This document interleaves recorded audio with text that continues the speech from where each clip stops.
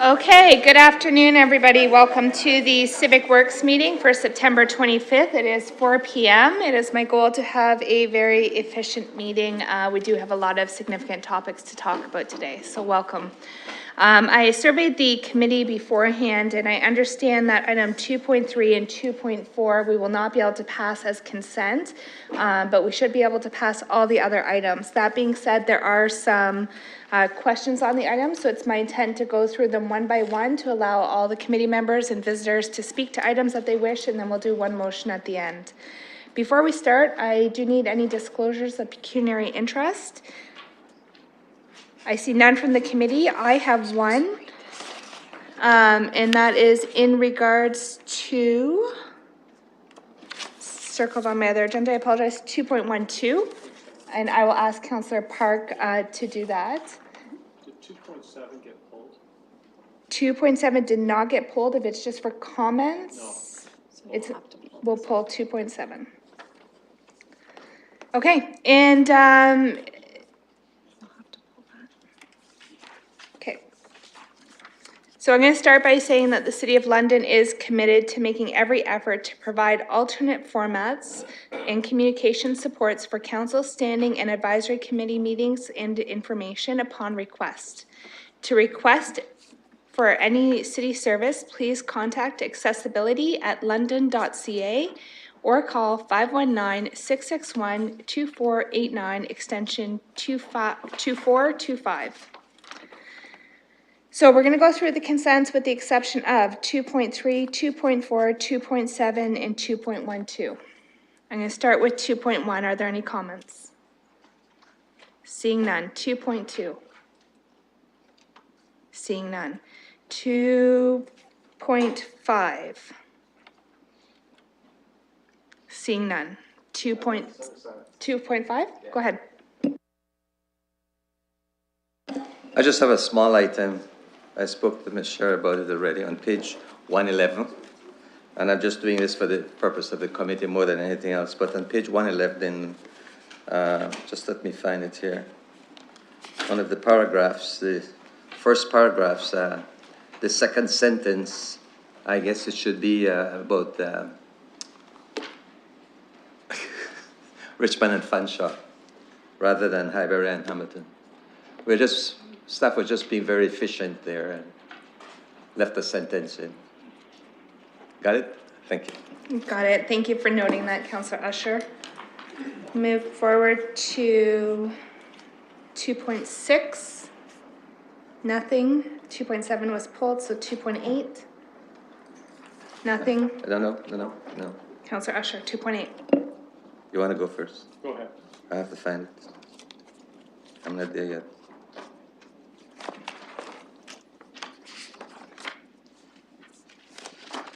I guess, Madam Chair, my question here is just a simple question, I think, but do we know the conditions of other bridges in the London area, and do we have a program of rehabilitation for those bridges? I'm sure we have lots of bridges that were built around this time or before or after, and I just wondered if this is a program that we go through and this happened to be at this point. The reason I'm asking the question is because we're doing a rehabilitation here and then we're saying 10 to 15 years from now, we're going to come back and do a major retrofit. But my concern is that, do we have a whole lot of these? And does this continue on for the next 10, 15, 20 years? So I'm sure that staff will have an answer for that. I will go to Ms. Sher or Mr. McCray, and they can speak to the asset management plan and what bridges we have up on deck.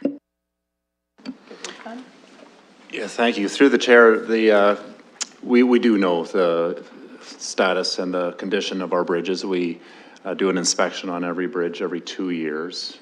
It forms the basis for the information that goes into our corporate asset management plan. The bridges are a pressure point from an asset management perspective. There are a lot of bridges of this vintage built in the 1960s, 70s that are mid to later stages of their lifespan and requiring major rehabilitations. And we're seeing that the current funding is insufficient to meet the needs. So for this project, we're making do within the funding that we have. But yes, we are putting off the more major work that will be required in the future. And it's an area of focus that we plan on putting in the spotlight as the, you know, in the next coming stages of the asset management work. So I do appreciate that answer. What I was trying to find out though, and I respect what you're saying, what I'm concerned about is that all of a sudden 10 years from now we find that we have 4, 5 or 6 bridges in the same condition that we have to spend the same amount of money. So just like the sidewalks or the roads and so on, are we going to come up with a program at some point in time where we're going to say that over this period of time we have to do so much for the bridges so that we have enough money on a yearly basis for bridges? At some time, it might just be a rehabilitation. At some time, it might be a replacement or a complete restructure. I'm just concerned that we're going to end up with 1 or 2 years, 10 years from now, 15 years from now, where we're going to need 5 bridges for $25 million each. That's my concern. Yeah, thank you. We do take a multi-year long-term approach, and we do plan from a program perspective. And some initial indications of this were identified in the Transportation Master Plan accomplishments report that was provided to Civic Works Committee a few months ago.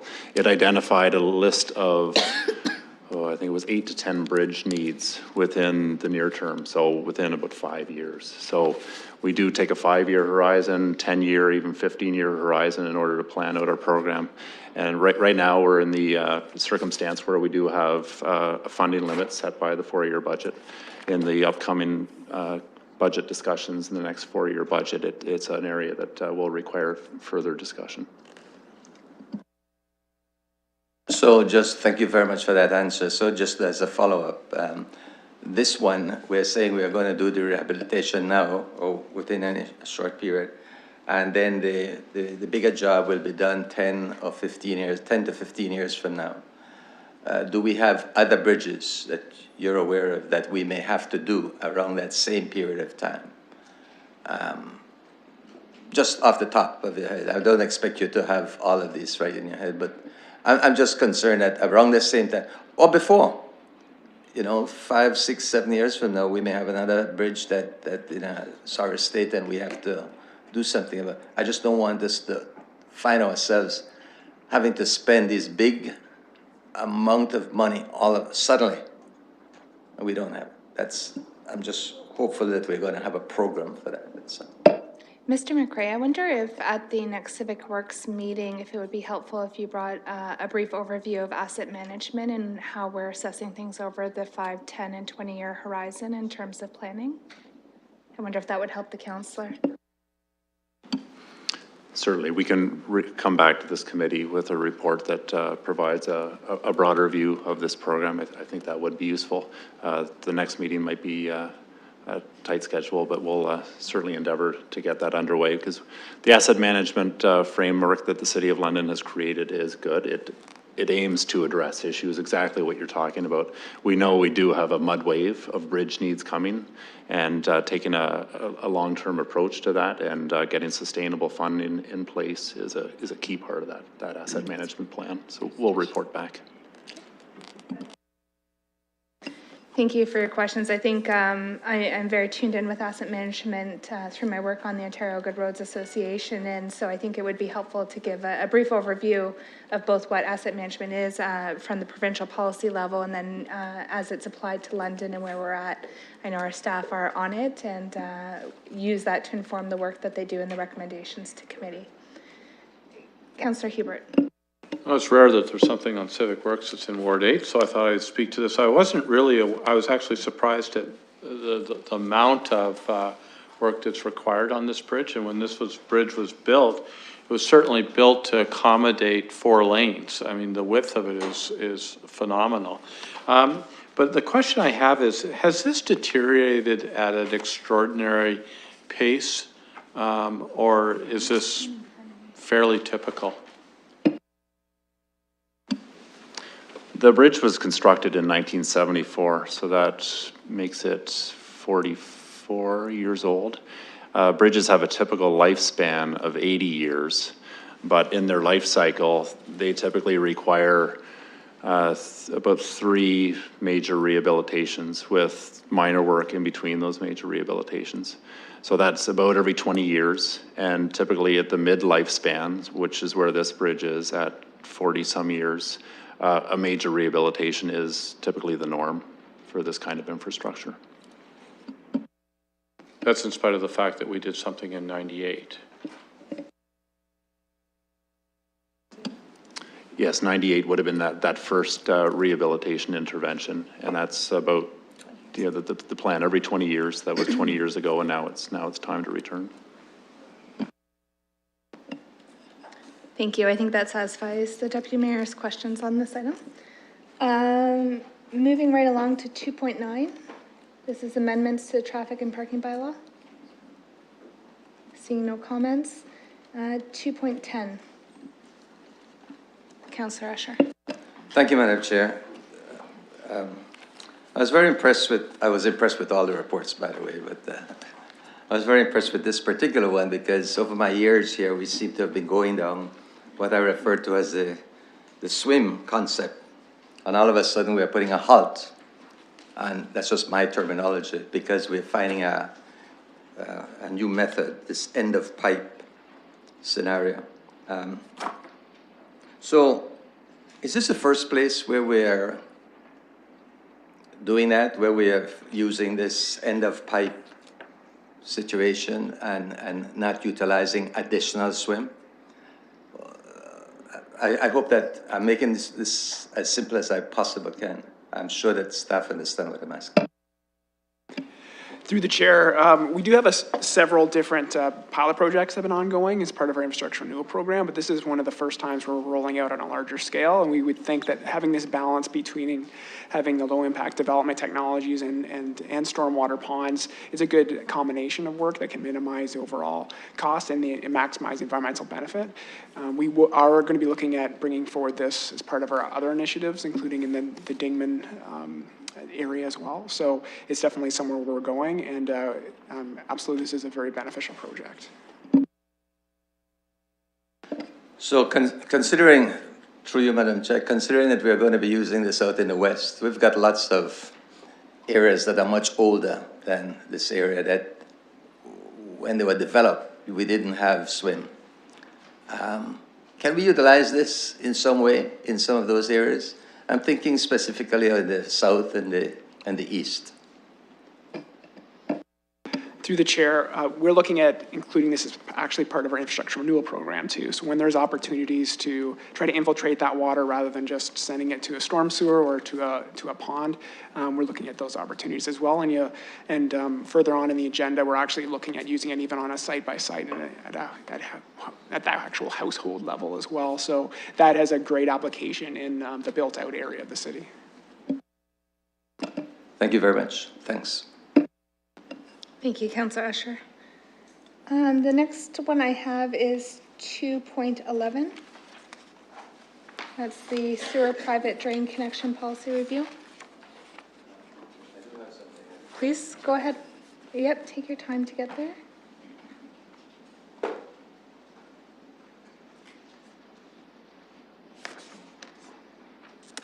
Councillor Van Holst, I'll let you go first. Thank you. I think it's worth us to do this public engagement because this is a topic that a lot of people bring up in conversations, and so it'd be worth clearing up those. If we can come to a place where the residents are more happy with the policy or understand it better, that would be great. So I'm certainly in support of this initiative. Thank you, Councillor. Councillor Usher. Thanks again. I really appreciate this report also. And I have to tell you that I appreciate this report because ever since before I became a city councillor, we've been having problems and complaints out in the south and my ward and other wards. So I really appreciate this coming forward. And I know it came forward before in different ways. But I do have one question that I'd like to ask, and that's on page 186, under the first paragraph, what is a private drain connection? And it's to do with the last sentence that you said there. The property owner is responsible for the maintenance and ultimately the cost to replace their building PDC.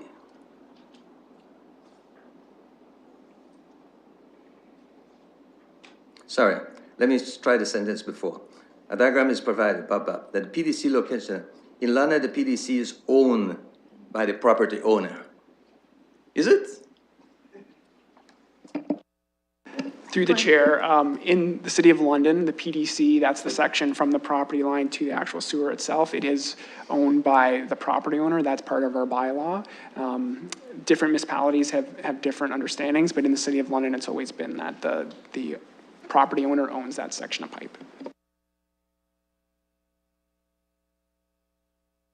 So, Madam Chair, through you, may I ask if staff is going to consider that again, or that's written in concrete and you have no intention of changing? Because that sounds strange to me. And I know that this has always been a contention.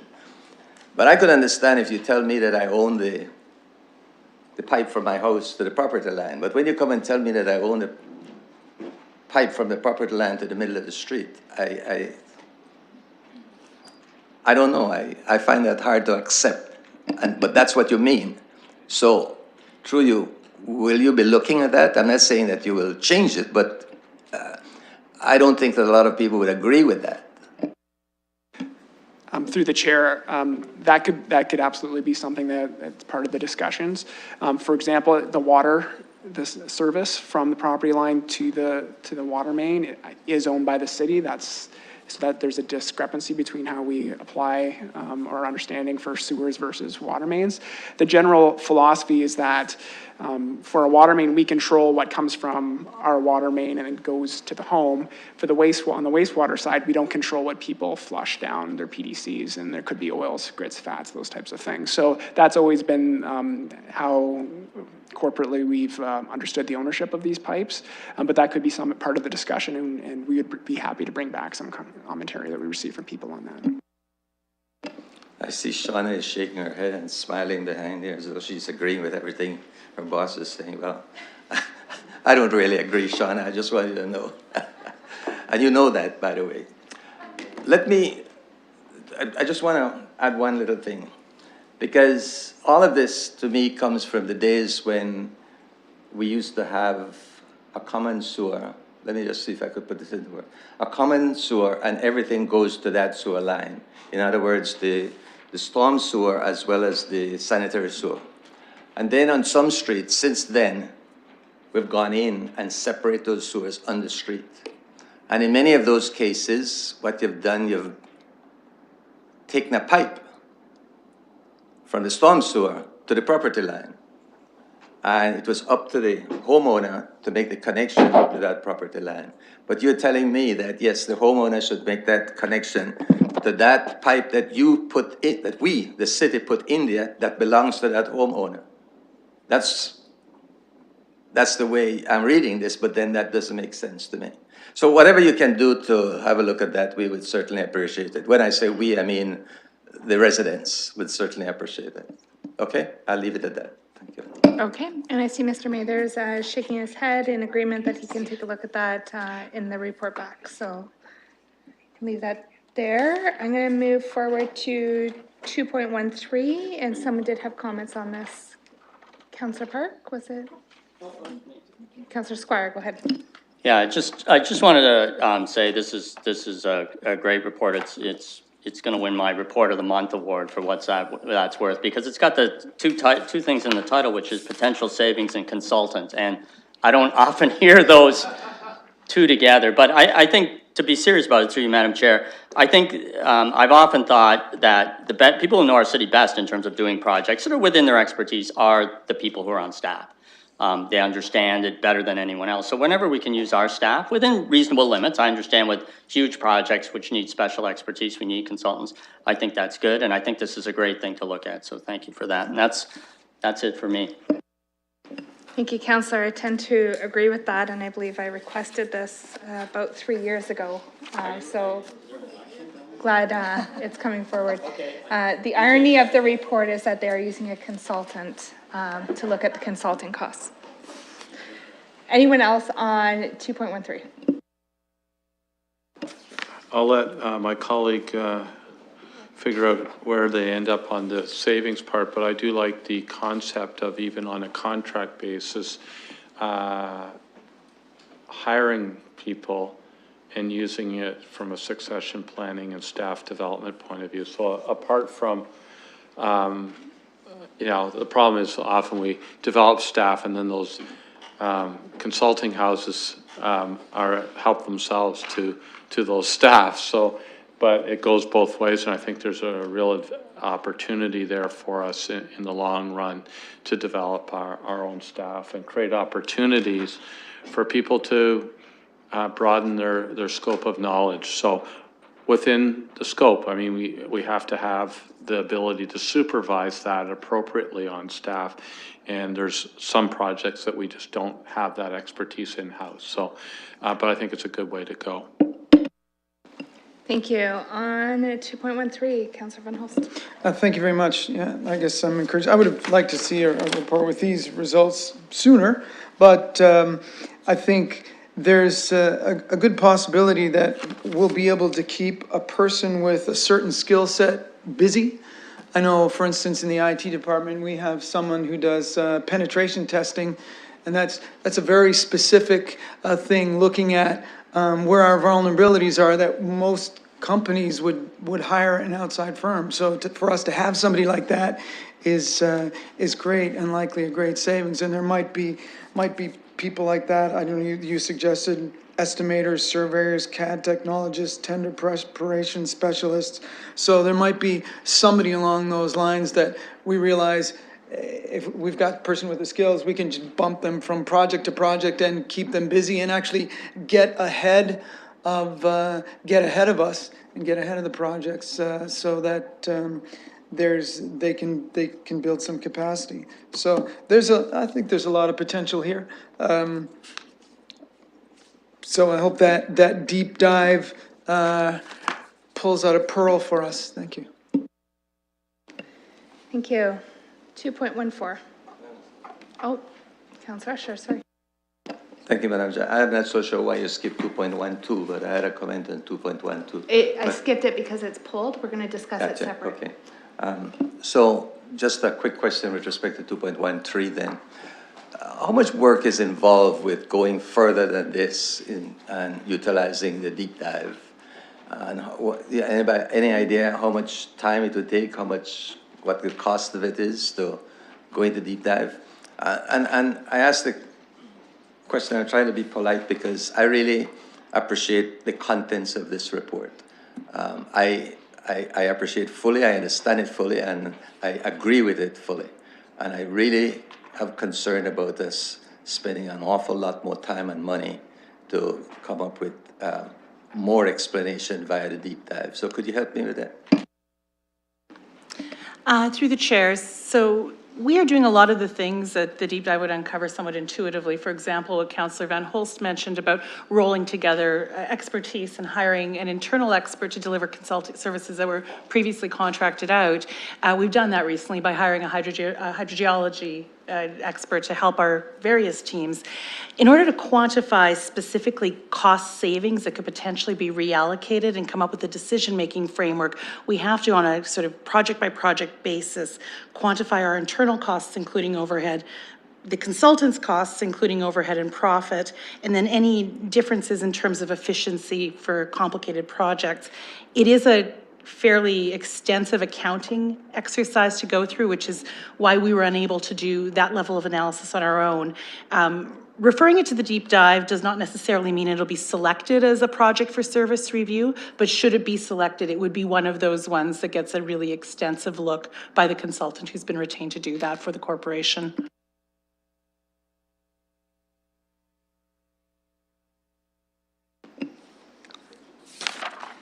Thank you, Madam Chair. You're very welcome. Anyone else on 2.13? Now looking to 2.14.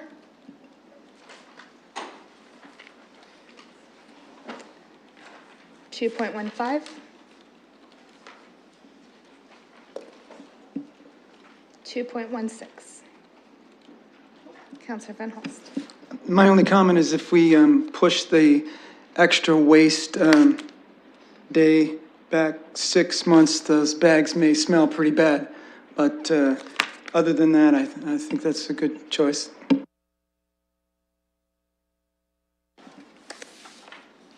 Yes, Councillor Cassidy. Thank you, Madam Chair, and I recognize you're on 2.16, and I recognize the efficiency that you employ in running these meetings, and I commend you for it. I just wanted to circle quickly back to 2.5 and just say a quick thank you to staff for bringing this forward. It's a really important intersection in Ward 5, Richmond and Fanshawe. If anyone travels that morning and evening peak periods, it's a traffic nightmare right now. I've been letting my constituents know for almost 4 years now that this is coming, and it's really exciting to see it moving forward. Thank you, Madam Chair, for that, and thank you to staff for this report. It's great. Thank you, Councillor Cassidy. That was a sneaky way to circle back. Can I get a mover and a seconder for the items? I'm going to have a mover in Deputy Mayor Hubert, a seconder in Councillor Usher, who also wants to say something. Yes. I have a quick question on 2.16. I just want to be sure that I understand this. Could we ask staff to just explain this to me? Because it says Thanksgiving weekend in October be moved to the week after the 4-day Easter weekend. Not so sure I quite understand this. Does that mean that the Thanksgiving weekend we're not going to have a 3-day weekend, or sorry, that we're not going to have 3 container exemption? Mr. Stanford. Through the chair, the report before you tonight actually is just a sort of a housekeeping bylaw report. So this matter came before, but what essentially happened is that during the discussion, the 3 container exemption that was occurring after Thanksgiving last year was not well used at all. It was a time of year where less garbage is being produced, basically.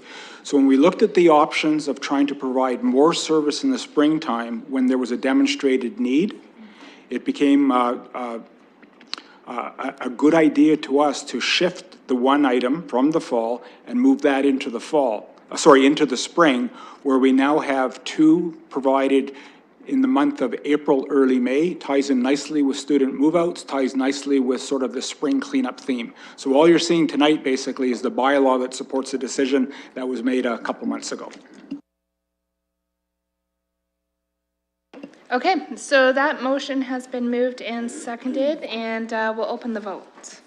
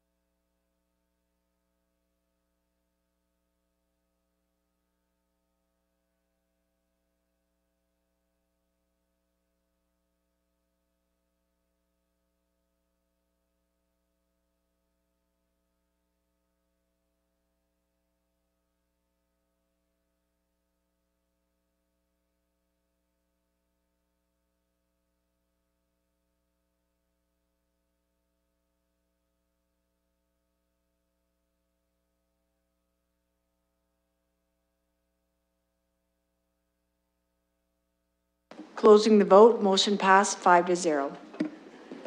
Thank you. We're going to circle back to 2.3, and I believe Councillor Zafman wished to speak to this, and I think he might be looking for an amendment. So if the committee could hear what his suggestion is, and perhaps someone could move and second it for him.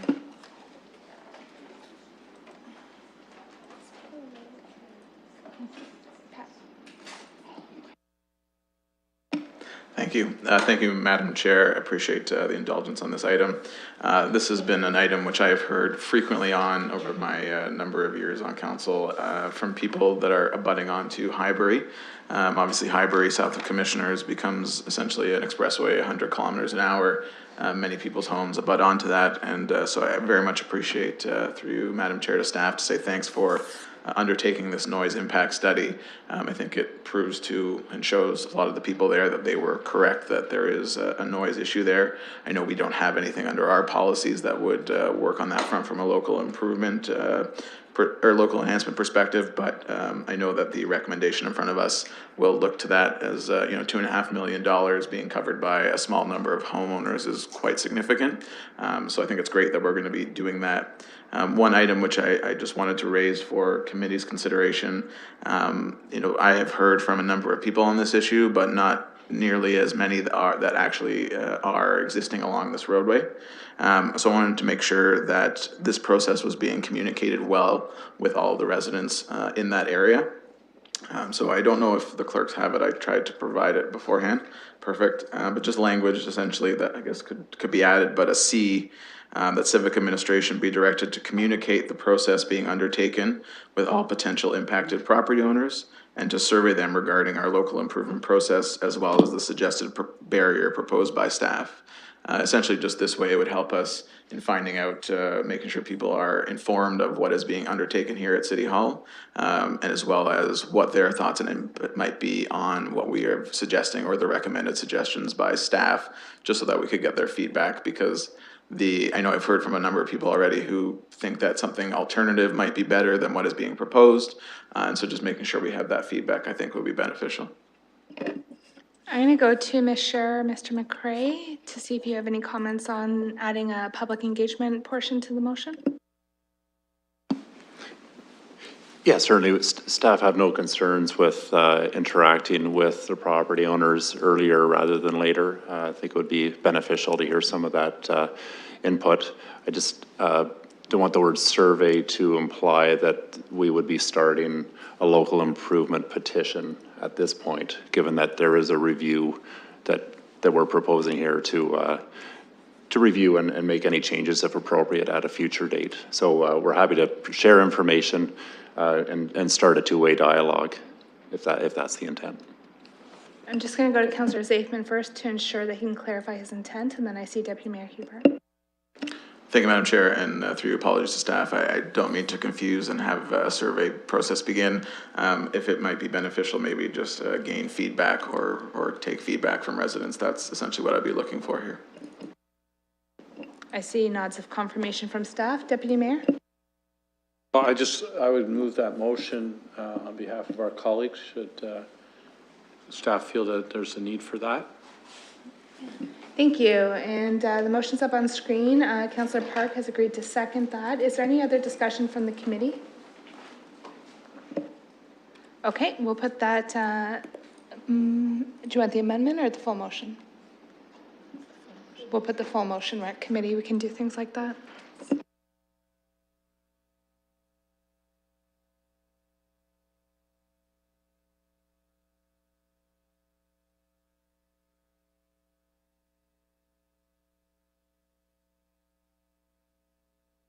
Closing the vote, motion passed 5-0. Thank you. We have item 2.4 up. There are some delegation requests. And so I looked to committee for direction here. I know some of our colleagues would like to speak to this. There are requests for delegations. Does committee wish to hear the delegations?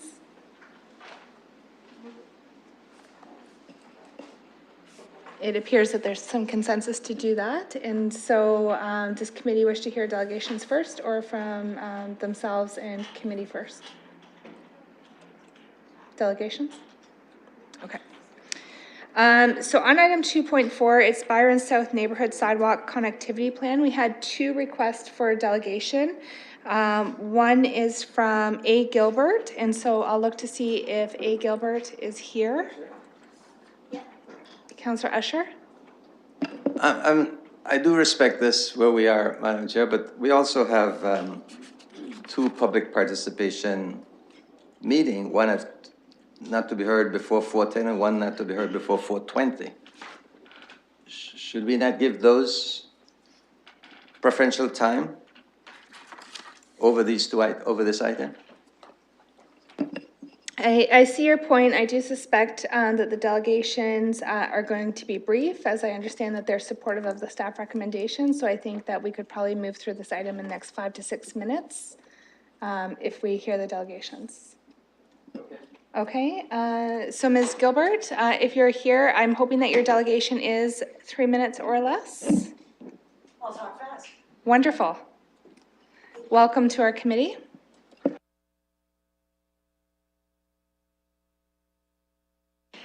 Good afternoon. I have over 565 reasons to be here today, and it's for our Byron Southwood students. My first responsibility as vice principal is always to keep our children safe.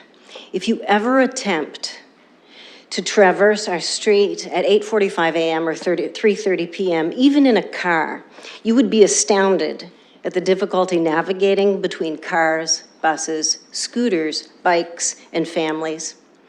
We have been negligent in our lack of appropriate infrastructure that ensures the safety of our children. Far too many families drive their children instead of having them walk because they feel that they have no choice. As a cyclist commuter myself, I'm particularly aware of both the mental and physical health benefits of walking and active transportation and how that positively influences you across the day, and it connects you with your community. I model this for my students and staff so that they will consider walking and cycling, but without proper protection from vehicular traffic, it's a really hard sell. I want our school to be a hub of the community, and I have been sharing this read aloud with classes even today. No, I'm not going to read the whole book to you, but if I could just grab a quote. I was in a grade 5 class this morning. This page particularly interested me. It's about Jane Jacobs, and she was an urban activist, and I think it informs some of the conversation. Jane discovered something else about how cities worked. She knew that animals, plants, rivers, sunshine, and rain all work together as part of a healthy ecosystem, but a city is also an ecosystem. It's made of different parts: sidewalks, parks, stores, neighborhoods, and City Hall. And people, of course, when they all work together, the city is healthy. Now that's interesting. I wonder if you would allow me to play a 1:30 video. Do I have that? It was sent to the clerk. She said my tech guy would take care of it. It's students. It's a student video. Nada? Oh, it's too bad, because that would entertain us. We I don't don't- have the video, but we can distribute it Yes, she to all told, of our the clerk told me colleagues. that if I didn't get an opportunity today. So I will send that to you. And my last remarks then would be, our next steps as a school is that we are going to partner with the Middlesex London Health Unit as part of their Safe and Active Schools, Safe and Active Routes to School initiative. But your next step, please, is to move forward with the sidewalk connectivity plan for Byron Southwood, because I want our students, actually I promised them this morning, to believe that their voice makes a difference and that City Hall has their best interests at heart. And I'm confident that you want to be part of a response and a design that contributes to a vibrant, safe, and active community. Thank you. Thank you, Ms. Gilbert.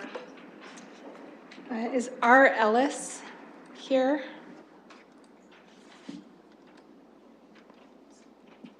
Okay, we do have a letter from R. Ellis, so that may be their input. Councillor Hopkins, you also promised a couple very brief words on this item. Would you like to do that now? Yes, Madam Chair, if I may, and thank you to Ms. Gilbert for that wonderful explanation on why we need sidewalks in our community.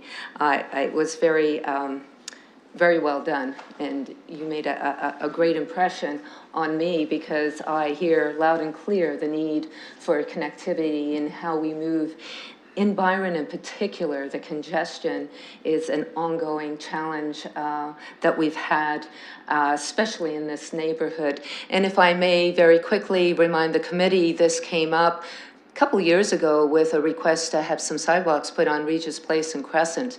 And that was something that we looked at, and it created a broader conversation that if we just did that, there was more work to be done. And staff came up with looking at this neighborhood sidewalk connectivity plan. So I'm very pleased that we were able to take a look at the neighborhood. And we had two meetings, a community meeting, staff had an information meeting. I met with the principal as well, who took me around the school. And a year ago, when we were doing the construction on Byron Baseline, we looked at possibilities of incorporating some bays where the cars can move off the road, but we weren't able to accommodate very many vehicles. And so now the Board of Education, along with the city, are looking at the entrance off of Bowler to provide more parking and maybe a roundabout. Those conversations are going on. I just want to let the committee know that the community, which is out here this evening as well, is interested in connectivity and making our streets safe. There's a lot of thank yous that I would like to give, in particular to staff for their ongoing communication with the community and with holding these meetings and being open to that conversation, not just because your street comes up, but having a conversation on how we can improve. So thank you very, very much for that. I am really pleased that this has come forward. It's taken a couple years, and I'll leave it with the committee. Thank you, Councillor. Deputy Mayor.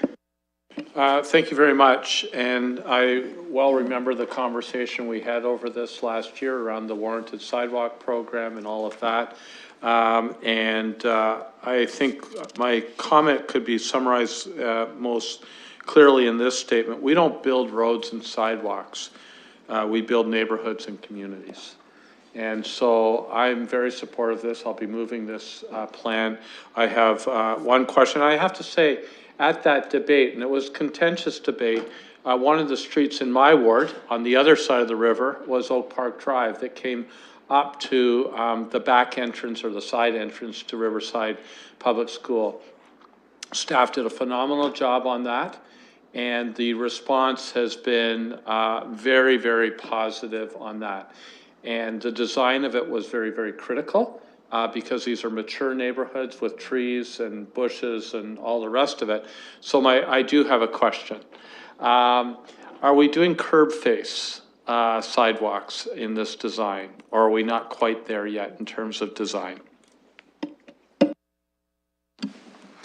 We're not quite there yet. This is the broader plan. It's the high-level plan and maps out the route. And as we get into the details of mitigating impacts, making sure we have connectivity, but protecting the trees and the existing streetscape, we get into those details, and so that's a future step for this project. Well, both for members of the public, if you want to see the finished product, Oak Park Drive, come on to the north side of the river, or East Mile and West Mile roads that are just being finished right now.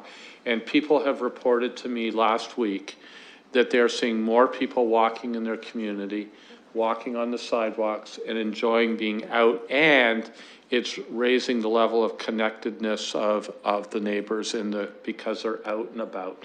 So I support this. I'll move it, Madam Chair, and I trust there'll be a seconder on the committee.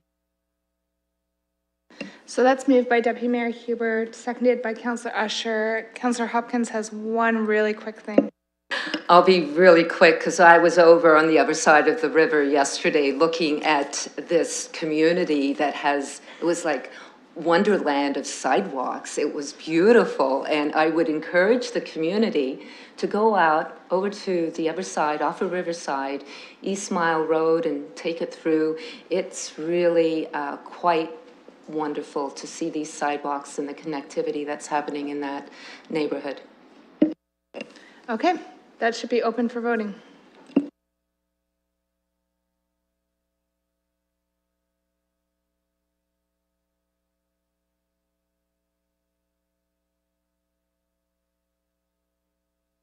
Closing the vote, motion passed 5-0.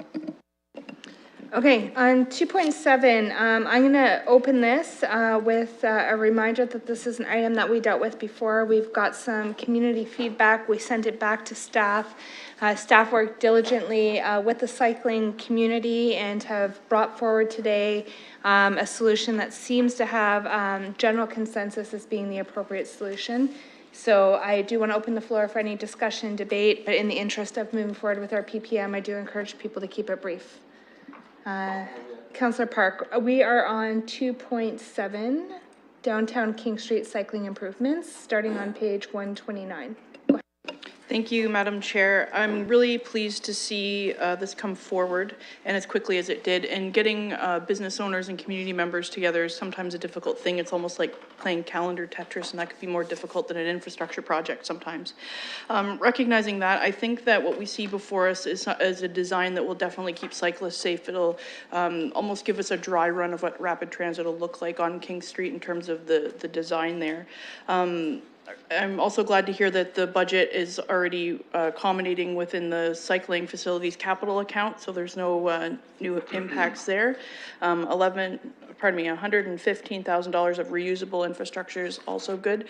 I know that the media recently went out on a cycling ride with members of the cycling community, and they saw firsthand how traumatic a bike ride along the stretch of King Street can be. I know that for some people that price point might be very high, but recognizing the point of safety is of top priority for individuals in the cycling community and people who are walking on the sidewalk or taking transit. So I'm very pleased to see this work, and I'd like to move the recommendation. Thank you. Thank you. We will note you as the mover. I'm going to go to Councillor Squire for a question. I think the only question I have is whether what we're doing here is compatible with what we'll be doing in terms of bus rapid transit. In other words, what we're doing here in terms of the cycling, will it be something that has to be undone because of bus rapid transit, or will it largely stay intact through the bus rapid transit project? I think you understand through the chair what I'm getting at. Do you want to take this, Ms. Scher? Through the, I can certainly start. Mr. McCray may wish to add some additional information. The impacts on parking and those sorts of things are consistent with what the long-term impacts are. However, because underground utilities on King Street need to be rebuilt as part of bus rapid transit, this will be torn out. Some parts can be salvaged, but we will not be able to retain the transit islands that are being installed when we go in to do the underground utility work for bus rapid transit, or when those utilities were done for any other future upgrades. Councillor Squire. Through you then, I'm just wondering about the efficiency of that. I understand the need for it, and I understand all of that, and that it will be intact after BRT, but I'm just confused by the idea of doing this now rather than waiting until we start the BRT. Is that an issue of urgent safety that we're doing it now, or because it would seem to me if it wasn't, efficiency would say, well, let's wait until we dig up the road to do all the other stuff before we do this. Through the chair, the councillor is absolutely right. You know, if it was strictly a question of efficiency and investment, that would be the way to go, is to wait till the ultimate cross section's in place for BRT and the work underground is done. This is a question of safety, and it's a question of safety that impacts a wide number of cyclists who are using this facility. Something that is also exacerbated by the amount of construction that is going on in the downtown and the lack of a good safe east-west route. So if it weren't a critical issue of safety, we would not put this recommendation in front of committee. Final question then is, as always with me, about the cost. The cost of doing it now and then doing it again later. Is that going to create a cost over and above what it would have been if we just do it the one time during the bus rapid transit project? So through the chair, all costs associated with the bus rapid transit project, including in statement of ultimately the cycle lane design and the bus islands and all those assets, are included in the full price tag for bus rapid transit. This would be funded through our cycling capital budget. It will mean that we have to look at how our programs are timed out, but there is no new additional cost in that budget. Thank you very much. Those are the questions that I had. I'll comment later. Thank you. Okay, were there other comments on this? Councillor Usher, then Deputy Mayor. Just to follow up, I had some of those questions, but just one that I'm not sure of as yet. I get the impression from the response from staff is that whatever we spend now, it's not going to be recouped, but that much we don't have to spend when we do the rapid transit. Is that what I'm hearing? Or we have to dig it up and that money is gone to waste and we start all over again? So through the chair, Mr. McCrae can maybe speak to the salvage value in a little bit more detail. The investment that would happen now that would serve this road and cyclists using the road for the next couple to 2 to 3 years is not something that we can reuse during bus rapid transit. There are some elements of this design that can be salvaged and redeployed to other transit projects, but we do need to dig up the road to access the underground infrastructure. You've seen similar work on Dundas this year, and it's an extensive amount of excavation, so we would not be able to leave this in place when BRT is put in place. So I thought we were going to do some underground now. But what I'm hearing you saying is that we're not going to do any underground now. It's when we do the rapid transit that we'll do the underground. Am I right? No. Through the chair, that is correct. This is a quick deploy project. We'd like to get it in place early next year with council's approval. We're not touching any underground utilities now. That work would be done in coordination with the bus rapid transit project in a few years. And lastly, with respect to the cyclists, because most of this seemed to me to be done, we're doing this for safety, most of it for the cyclists. So when we rehabilitate this, so to speak, to accommodate rapid transit, what's going to happen to the cyclists? They're still going to have their path. So through the chair, we are in the process of actually identifying a permanent east-west cycle track connection through downtown. That report will be coming to committee, I believe, next month, is it? Or very shortly. Very shortly, and that will look at ultimately what is the long-term east-west connection through downtown, and that will be in place during bus rapid transit and permanently. Thank you. I'm going to go Deputy Mayor Huber, but I'm going to ask one clarifying question, Ms. Scher. So should we understand this as kind of a temporary interim solution while we work towards the permanent solution that's going to allow for safety and create detour and safe passage for cyclists? Is that how we should be looking at this? Madam Chair, that is an excellent summary. Deputy Mayor. Well, Madam Chair, I appreciate the work that's been done and the options and all that. So basically 3/4 of the money we're spending is lost money, give or take. I won't do the math. But in other words, of the 500 and on option 1D, I'm sorry, it's 582,000 and about 115,000 of that's recoupable, right? That's what the report says, so 20%, okay? And then in a couple of years, this is all gonna be under construction, so I don't care if you're driving or biking or walking, it's gonna be a challenge, kind of like Dundas Street has been this year. So I understand the need for safety for cyclists, I truly do. So King Street is probably one of the busiest funnels that we have in terms of traffic, with a lot of, drop-offs at the market and, parking and all of those sorts of things. So why is it that the bike lanes have to be on King Street and they couldn't be on York Street? I don't understand that, because King Street right now only goes one direction. And, if it was on York, we've already got bi-directional traffic. So just help me understand that, because that isn't really in the report, right? The report started with the assumption that it would be King Street. Thank you. I'll go to Ms. Scher. Madam Chair, I'll start if Mr. McCrae wishes to add to that. The challenge with York Street is that we have a second phase of the York Street sewer work under construction starting next year. So we would be unable to provide that connection from essentially Talbot to Clarence next year. So a lot of the downtown would not be appropriate for a temporary or permanent solution. The other piece is that King Street is very appealing in terms of where cyclists want to be. It provides a central location that connects to a large part of downtown. Mr. McCray may have something to add. He was a part of a lot of those conversations with the cycling community. Yeah, just to supplement those comments, it's correct. Right now, we are in an interim phase. It's a bit of a perfect storm with the closure of both Dundas and York Street, the two parallel streets. So there's really very limited options. We see higher ridership on King Street than we do on Colburn Street, where we just installed a cycle track. So it's a high ridership route. So it's prudent to make these improvements.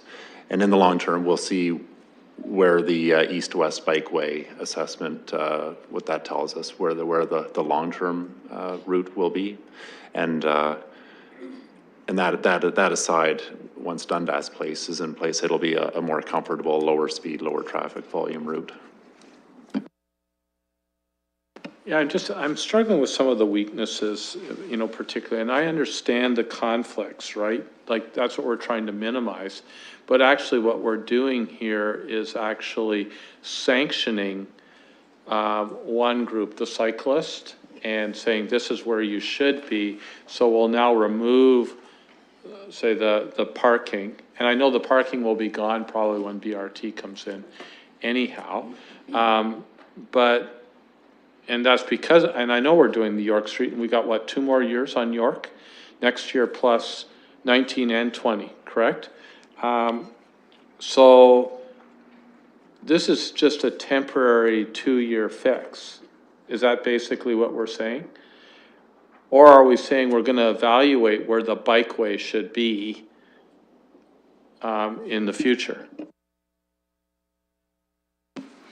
It is an interim fix. The time frame is yet to be determined, but it's a number of years. And but the east-west bikeway study will tell us what that long-term solution is. I mean, we can learn some lessons from this installation, and it may guide that.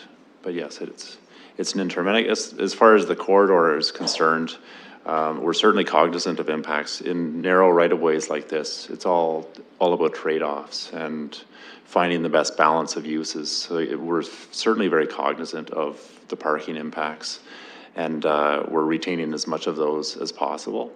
And it's about making, again, the best balance for all road users. I won't be too pedantic on it, but I feel like once we put the bike lanes there, we've said that they're gonna be on King Street. And we've basically, I'm gonna use the word sanctioned that as what will be we all want safety. So safety sometimes means you have to choose different routes as a cyclist. I know this. So if I'm biking downtown, I actually choose not to go on certain routes so that I am safer. And that may be just because I'm a nervous old guy, but, Yeah, that's true. But thanks. But I think so once we put it there, it's really hard to move it to York Street in 2021. And I think we need to be cognizant of that. And so it needs to be very clearly on the record that this is a temporary fix because of the construction that's happening on parallel routes in downtown. Thank you. I had Councillor Park and Usher and perhaps Squire as well.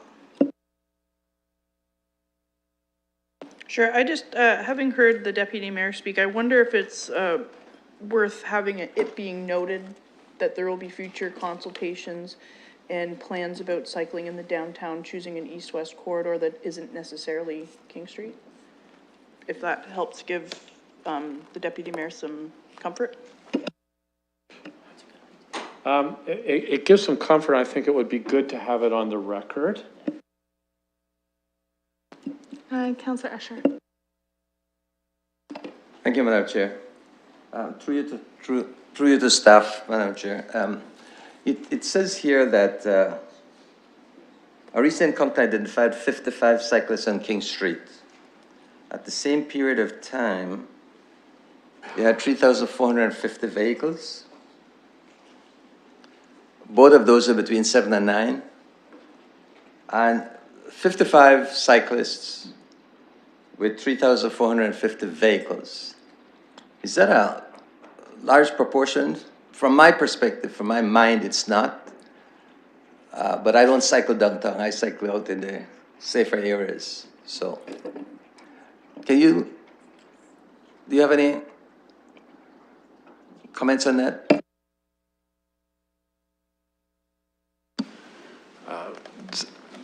Counting cyclists is challenging. Counting cars is challenging as well, but cyclists tend to be more mobile and more diverse in their patterns. As far as the absolute numbers go, certainly there are much fewer cyclists on the street than the vehicles counted.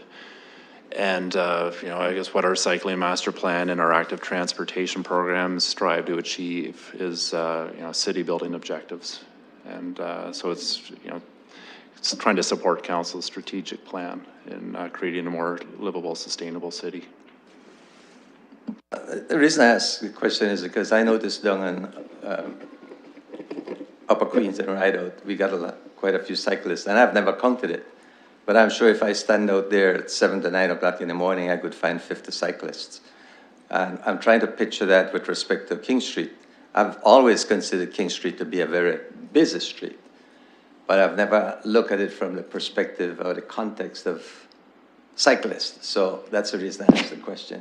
I would be quite prepared to support the motion of having something in here to identify that this is not permanent, as Councillor Park is suggesting. Thank you very much. Thank you. Is it Councillor Squire next? Thank you. I think this is what we're doing here, and certainly, and I don't blame staff, this is incredible what we're doing, because I have constituents all the time who say to me, I'd like you to do a road improvement, something that will make my community safer, better for kids. And my answer to them always is, well, we generally try to do those projects when we're digging up your street so that the cost is reasonable and, you know, we're not duplicating what we're doing. So that's what I've been saying to my constituents consistently. And they worry about safety too. They worry about the safety of their kids on the street. They worry about the speeds of vehicles. So I really need to point that out, that every group feels strongly about safety. The second thing is, you know, I think we've heard from the cycling community, and I have certainly fairly clearly on this, that this is what they would like to see happen. And I appreciate it's not coming out of new budget. But the one thing I'm going to say is, there's only so much money in the pot to do cycling improvements. So I often hear and get emails from people asking me to do things for cycling. Could you make sure that the Thames Valley Parkway is cleared all winter so that we can ride our bikes on it all winter? And we heard prior to this meeting, the cost of that was going to be over $500,000, I think, added to the budget to do that. So it's a matter of choices. It's a matter of choices. So a choice is being made to some extent by the cycling community to say, look, here's something where we would like you to spend over $500,000 for something temporary. And my answer is, well then, you realize we won't have that money to do the other project, like the Thames Valley Parkway clearing that you want, or some other infrastructure project. So I think I think we're sort of in trouble if we approve it, because we're setting a precedent here that we're going to be doing roadworks and when we're going to be digging them up. But the other thing is, people will say, well, you're not in favor of cycling if you don't approve this. Very difficult. So the way I sort of reconcile it is I say, look, you wanted this over $500,000 to be spent on a temporary project. As a community, you sort of have to live with that now. You have to live with that choice. And you have to understand that there is an unlimited money, and that money that's being spent on this will come away from some other really valid permanent cycling project. So this is not an easy decision that I think we have to make. And I think it has to be looked at in those terms, at least from my point of view, as to what we're doing. Thank you. Looking for other comments from the committee? None from visitors? Councillor Helmer? Just briefly, I think, looking at all the different alternatives, this one is the best one. And I'm glad that we've landed on this particular alternative. I think it's helpful to see all the different options. You know, there's different ways of resolving some of the issues that come with different kind of costs. Some of them were on the order of 3 times as much money, and they weren't necessarily providing a better solution. And so I'm glad that we're getting something that is reasonably priced, that's going to solve the issues that we're seeing in terms of cycling through this particular corridor. And I think one of the lessons I'm taking from the process is, you know, we had a report probably 2 years ago, I think, about coordinating infrastructure projects downtown. And there was a lot of things that we endorsed in principle there. We realized that during many of these projects, there's going to be impacts to the road network and the transportation network. And I don't know that we fully comprehended exactly how those would pile up when it came to cycling. And in retrospect, I think it's easy to look back and say, wow, we probably should have set aside some money in some of these budgets, because there's a lot of money being spent on these various different projects downtown. Just York Street and Dundas Place together is, you know, tens of millions of dollars between the two projects. We probably could have carved out something in those budgets for this kind of mitigation measure, which is some kind of temporary thing that's going to make things easier through this part of downtown for cyclists. We've realized it partway through, and I think this is the appropriate way of handling the issue. The east-west cycle connection between downtown and Old East Village is a separate project. I'm glad that we've discussed it, how that's going to work.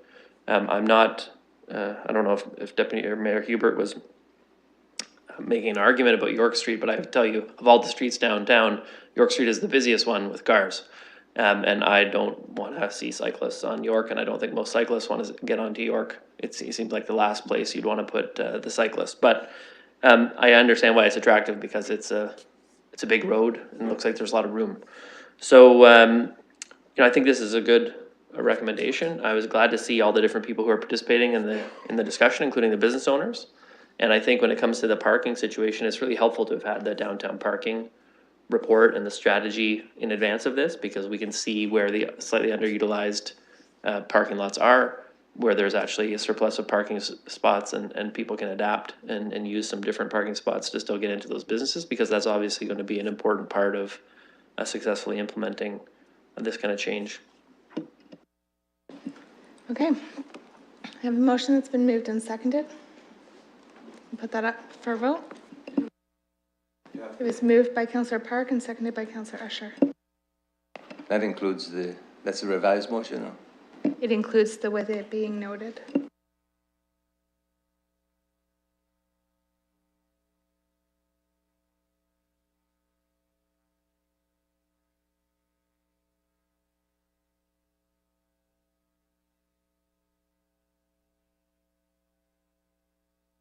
Closing the vote, motion passed 4-1. Thank you. On item 2.2, I wasn't clear at the beginning under disclosures of pecuniary interest, and I do have a pecuniary interest on this item as it relates to natural gas, and my husband is employed in the gas sector. So I'm going to declare a pecuniary interest on 2.12 and ask Councillor Park, who's the vice chair, to chair this item.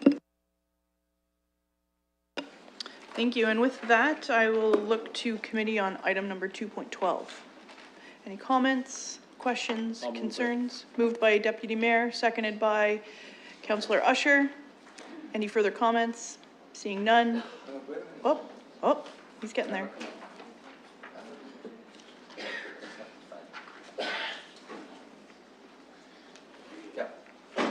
All yours. Quick question. So this is going to cost us an extra $691,000 only because we're not going to get that funding from the provincial government. And I know that we have money set aside for this type of project, but we are talking about still having to pay back. First of all, I want to say that I'm very impressed with this report. But what I want to ask staff, through you, Madam Chair, is this final that the provincial government would not fund something like this because it was coming via the cap and trade program? Ms. Chair or Mr. Stanford? Through the chair, that is correct. This was one of those items where we are going to be submitting an application to recover about 50% of the capital costs, and then we received word that there was no reason to be submitting because the cap and trade program was going to be canceled, as it has been. Anything further, Councillor? Can we go to Queen's Park and make a petition? Just kidding. Thank you for that. No further comments or questions. I'll call the question.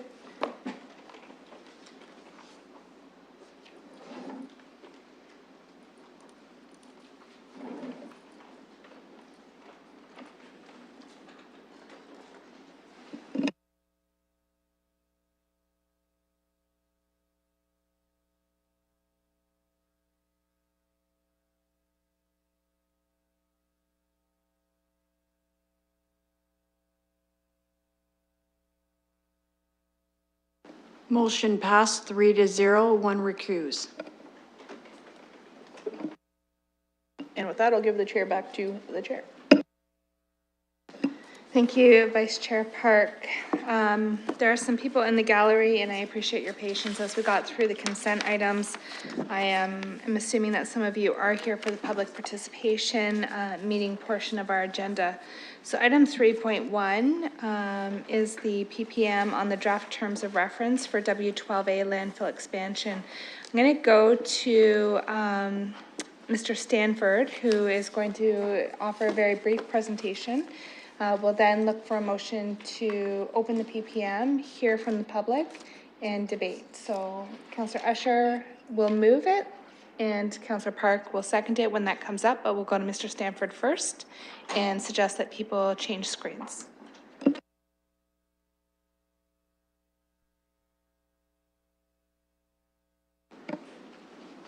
Well, thank you, Madam Chair. I have a very brief presentation. It is really a two-parter. It is a little bit of a refresher because we had been before you as recently as April with what we called at that point in time the draft proposed terms of reference for the W12A landfill expansion. Today we're before you with the proposed terms of reference. These are important steps in the prescribed provincial government environmental assessment process. A couple of the background pieces, just more or less as a reminder, we've been working on this project for many years. In fact, we did great work back in the 2008 period of time with a lot of community input. And in fact, that work was then verified again as part of this process, but it did lay the foundation for the W12A landfill expansion that far back, and that has been confirmed as part of our preparation for the terms of reference study.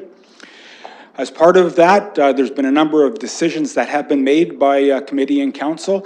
In fact, as part of the list of commitments in this document, one is dealing with what size will a landfill be, and to determine that, you have to actually set your waste diversion objective up front, and in that case, council did for the residential sector, where many of the legislation and policies are being directed province-wide. And in this case here, 60% was the target that staff were directed to use as disposal capacity with respect to the residential waste stream. Other items that were key and that have been out before the community and before you as well was what length of term were we planning for? It is a 25-year period. It's supported by the provincial government, and in the community it was also the one that was also most popular.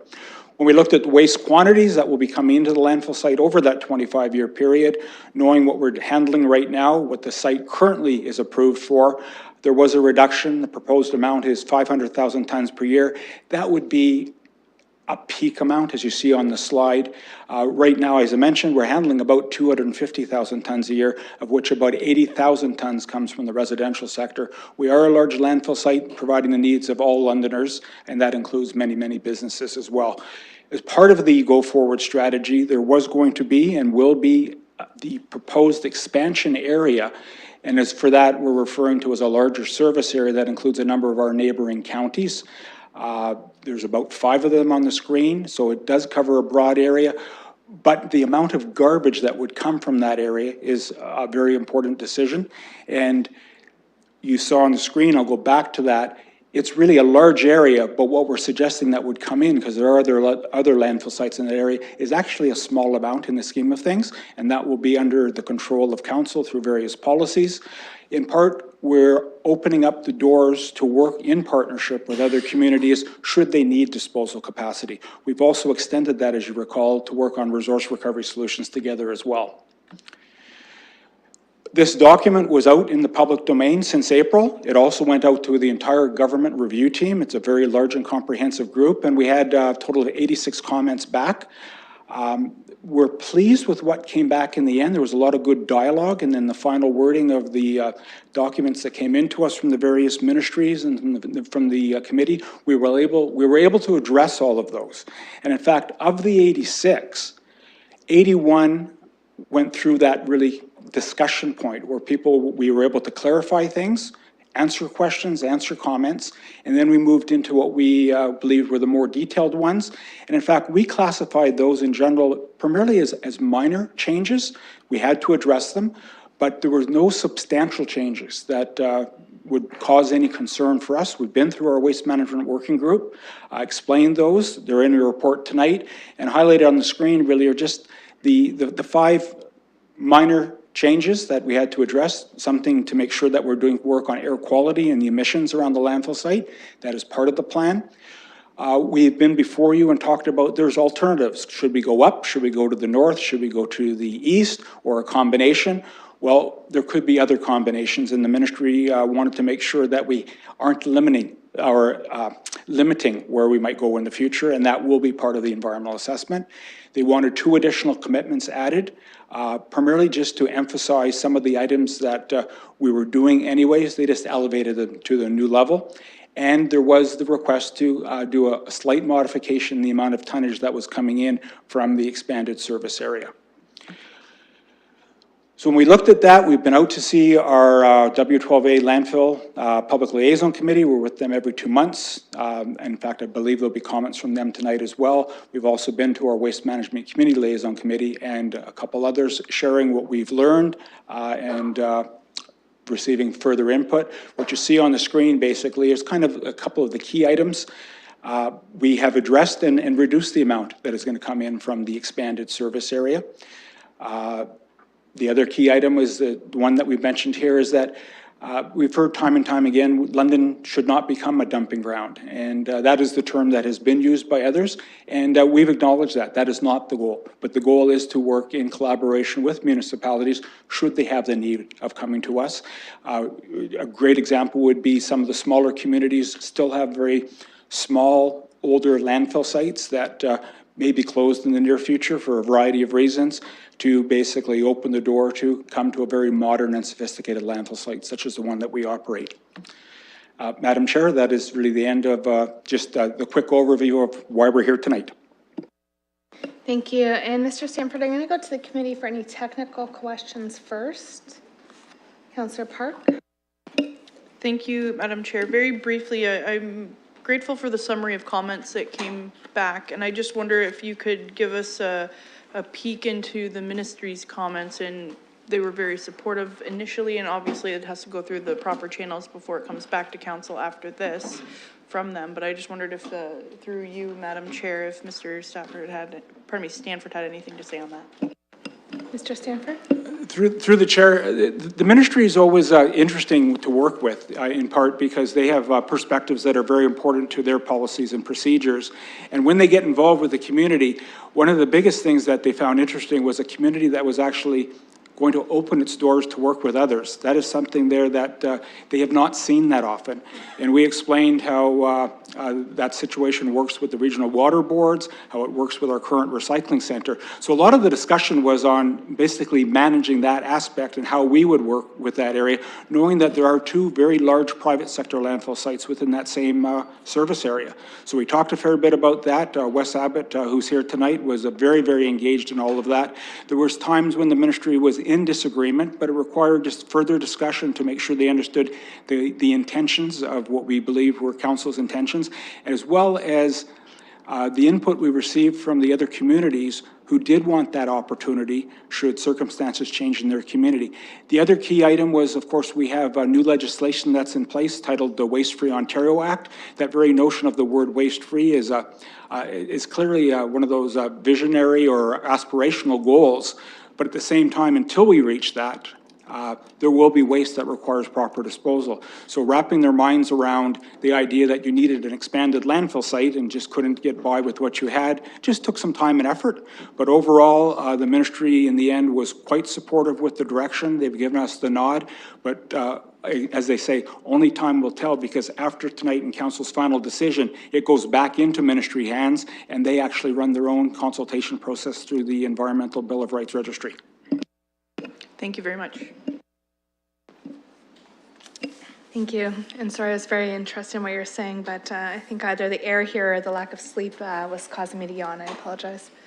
Any other technical questions? Seeing none, we have a motion moved by Councillor Park, seconded by Councillor Usher to open the PPM. We'll put that out for a vote.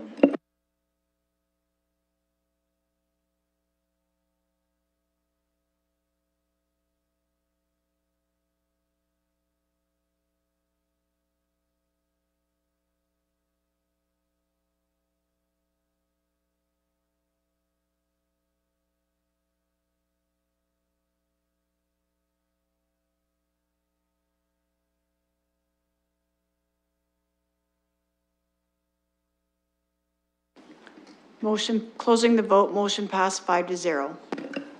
Okay, so the public participation meeting portion is now open on this item. If there's anyone from the public who would like to speak on the draft terms of reference for W12A, there's a microphone here at the bottom, at the top, and the same on the other side.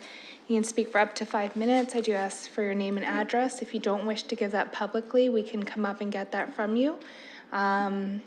And so I will look for any speakers on this item.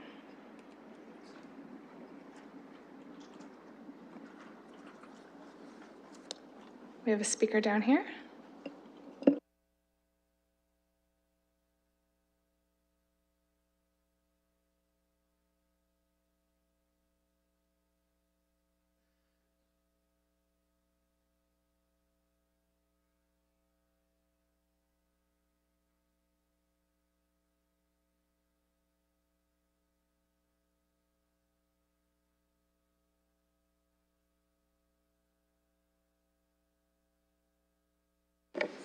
Good evening, my name is Marie Ross. I live at 4511 Scotland Drive. I am here on behalf of the W12 Landfill. I am the current chair of the Public Liaison Committee, as well as a member on the Waste Management Community Liaison Committee. As you can imagine, Sorry, could I have your microphone just for 1 moment, Ms. Ross? I won't take it away from your time. Councillor Usher? Oh. I'd just like to ask her to put the mic a little bit closer so that I could hear her. Thank you, Councillor. Ms. Ross, if you could just speak a little closer to the microphone, that would be great. Okay, can you hear me now? Okay. I live at 4511 Scotland Drive in the City of London, which is within the landfill boundaries. I'm currently the current chair of the W12 Landfill Committee, and I'm also a member of the Waste Management Community Liaison Committee as the representative for the W12. As you can imagine, my committee has had lots of consult and speaking about having the expansion. We have reviewed the draft terms. We are in favor of the draft terms with a couple of little issues we have. The first one being that, again, we don't become a dumping ground.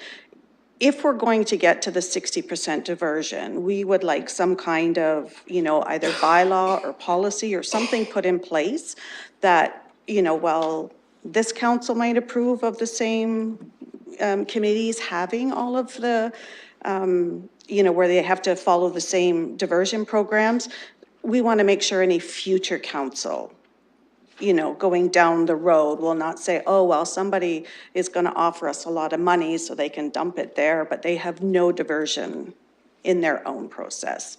That's what we are more concerned about. And the other side of it is, if the landfill expansion is going to go through, the best way is through the 60% diversion and having our organics come in to the city. We deal with a lot of, like I say, nuisance things around the landfill living there. We have a huge problem with vultures and seagulls right now. And when you have less organics and less gas coming off, we won't have as many nuisances around the landfill. So that's what I'm here for. Thank you. Wonderful, thank you. And if you can just push that button to turn off your microphone, that would be helpful. It's already done? Perfect. Are there any other delegations? I am seeing none. So I will look for a motion to close the PPM. Councillor Usher, seconded by Park. We'll put that up on screen.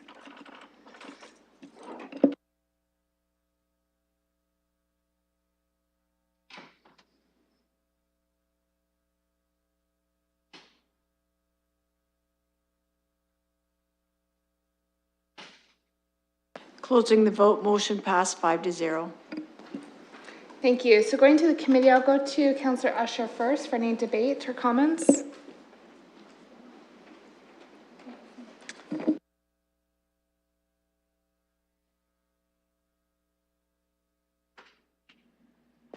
Okay, got it. Madam Chair, may I ask that Mr. Stanford gives us a response to the presentation that's just made? Because I have a feeling that that's going to be incorporated in the next presentation, but I may be wrong.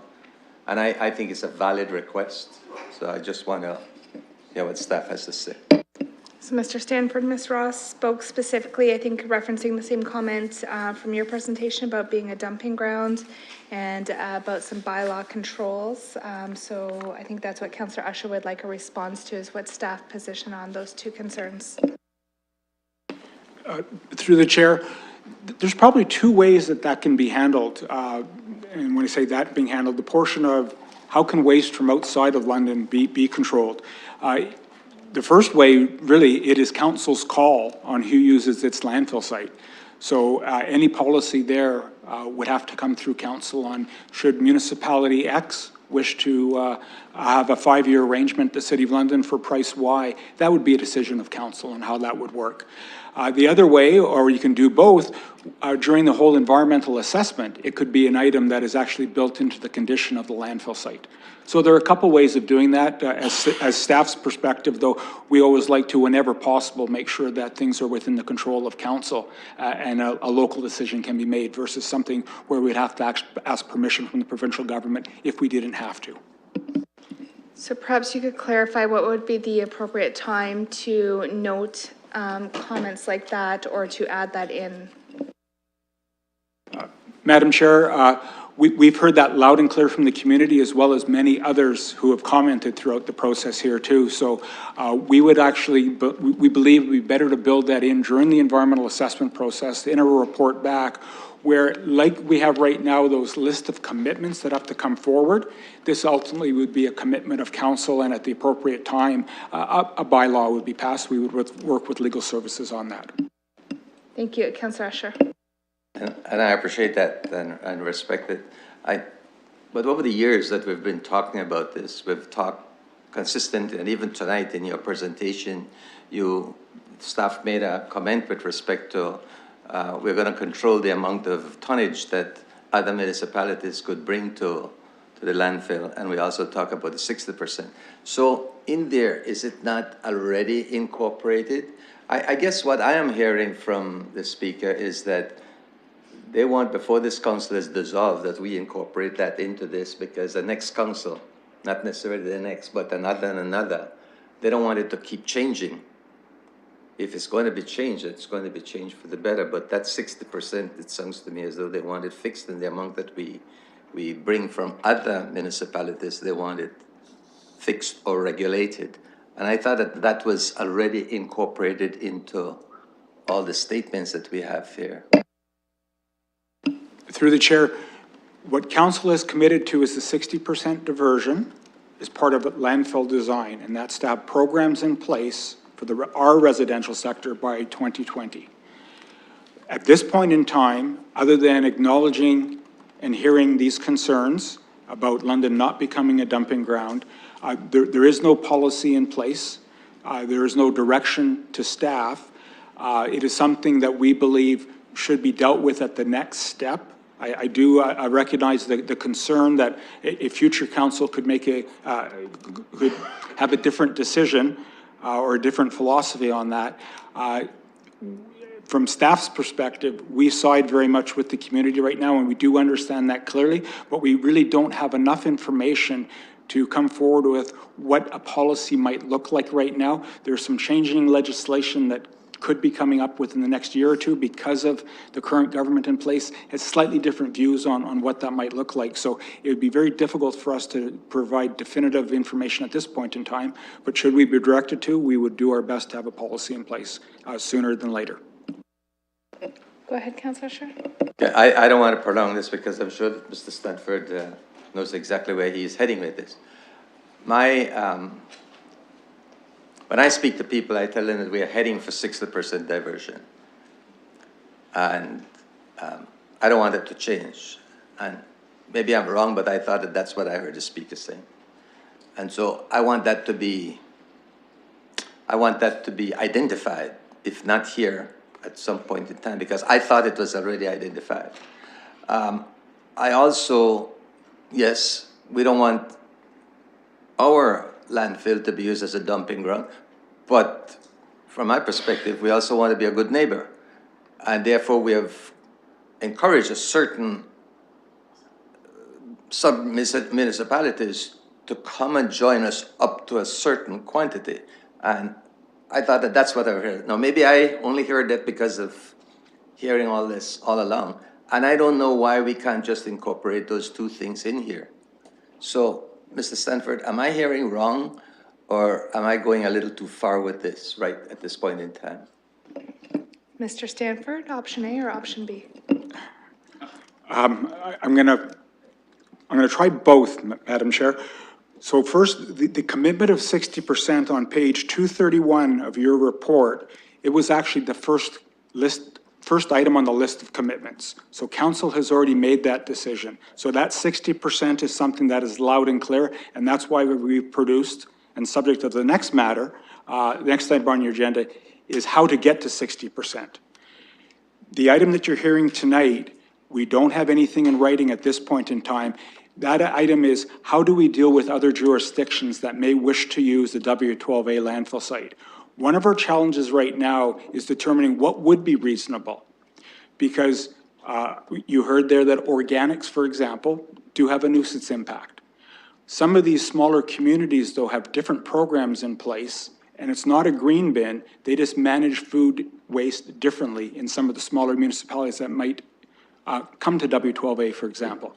We don't have information right now to really characterize what that might look like. It's something that we're quite prepared to do, but at this point in time, for us to indicate to council, here's the policy that should be in place that would meet Strathroy's needs as well as a smaller, more rural municipality, that is information we just don't have at this point in time. But what we have heard from the community loud and clear that that is a requirement that needs to be delivered by this council, and we will do our best to have information in 2019 as part of the EA process when we learn more about what our neighbors are looking for. Thank you. Thank you, Councillor. Councillor Squire and then Van Holst. I think the points that were made during the presentation are entirely valid, but there's two aspects to it. First of all, philosophically, it would be very foolish for the elected politicians in London to say, you know what, London, we've asked you to do all of these things to divert waste, but we're going to sign up a municipality that does nothing to divert waste and let them put it all in our landfill. No reasonable politician is going to do that. The second part is it would have to be done, I would think, on an agreement by agreement basis. In other words, if we want to take Strathroy's garbage, we say to Strathroy, look, here's the rules. Here's what you have to do to put waste in our landfill. We'll be the drivers of that garbage truck, so to speak. So we'll be saying to them, here's the rules. It's our landfill, and you've got to live up to these rules. I don't see it as problematic, and the point's entirely valid. And I just can't imagine us saying, look, we've now gone to all this trouble to expand a land site and get to 60% diversion, and we're going to let people start using it who don't follow the rules. I think that would be a strange thing to happen, and I can't imagine it happening. Thank you, Councillor. Councillor Van Holst. Well, thank you. I think that not wanting to become a dumping ground is a very sort of emotional statement. I don't think that's what we're hoping for.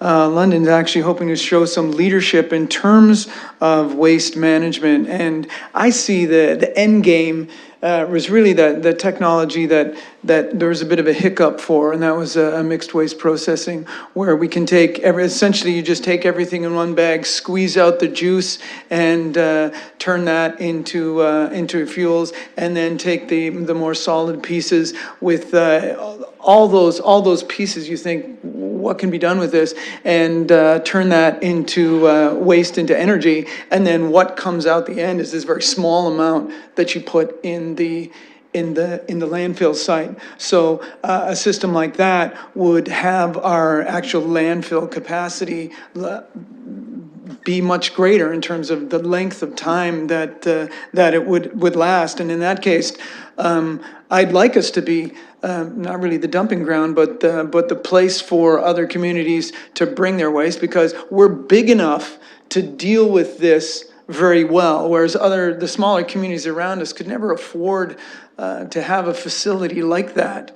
And of course, this would also be simply revenue generation for us. We build a system with extra capacity, and then we sell the extra capacity, and that's what makes it affordable for ourselves. I think ultimately that's the direction we want to go, and we should keep our eyes open for that. And it's on the way. It's going to be there. It's done in Europe. It's just making it cost effective is the trick.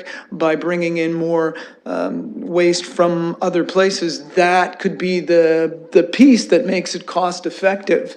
So we're kind of battling with strategies, and I think it's always good to look down the pipe and see where do we really want to end up, and then we won't necessarily make investments that sidetrack us. If we set ourselves up in that direction, we can realize that that's going to be a good thing for ourselves, and will be that regional leader that we hope to be. I think we've got some things proposed that are quite expensive to deal with waste. I'd rather put that into research to better make this happen, because we've got people who are willing to work with us, because we've got a lot of garbage, and they can use that for pilot projects. We've got some of those in place too. That's what I'm excited about. Thank you. Thank you, Councillor. I think everyone has had an opportunity to speak who's indicated an interest in doing so, so I think we're ready to call the vote.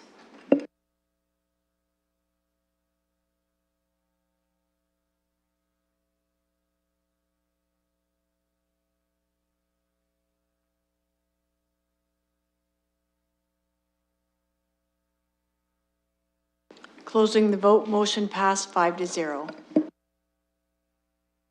Thank you. I'm going to move to the next item, which is 3.2. It starts on page 244 of the agenda, and it's a public participation meeting, 60% waste diversion action plan. And I'll go to Mr. Stanford to see if he has any comments to introduce this item.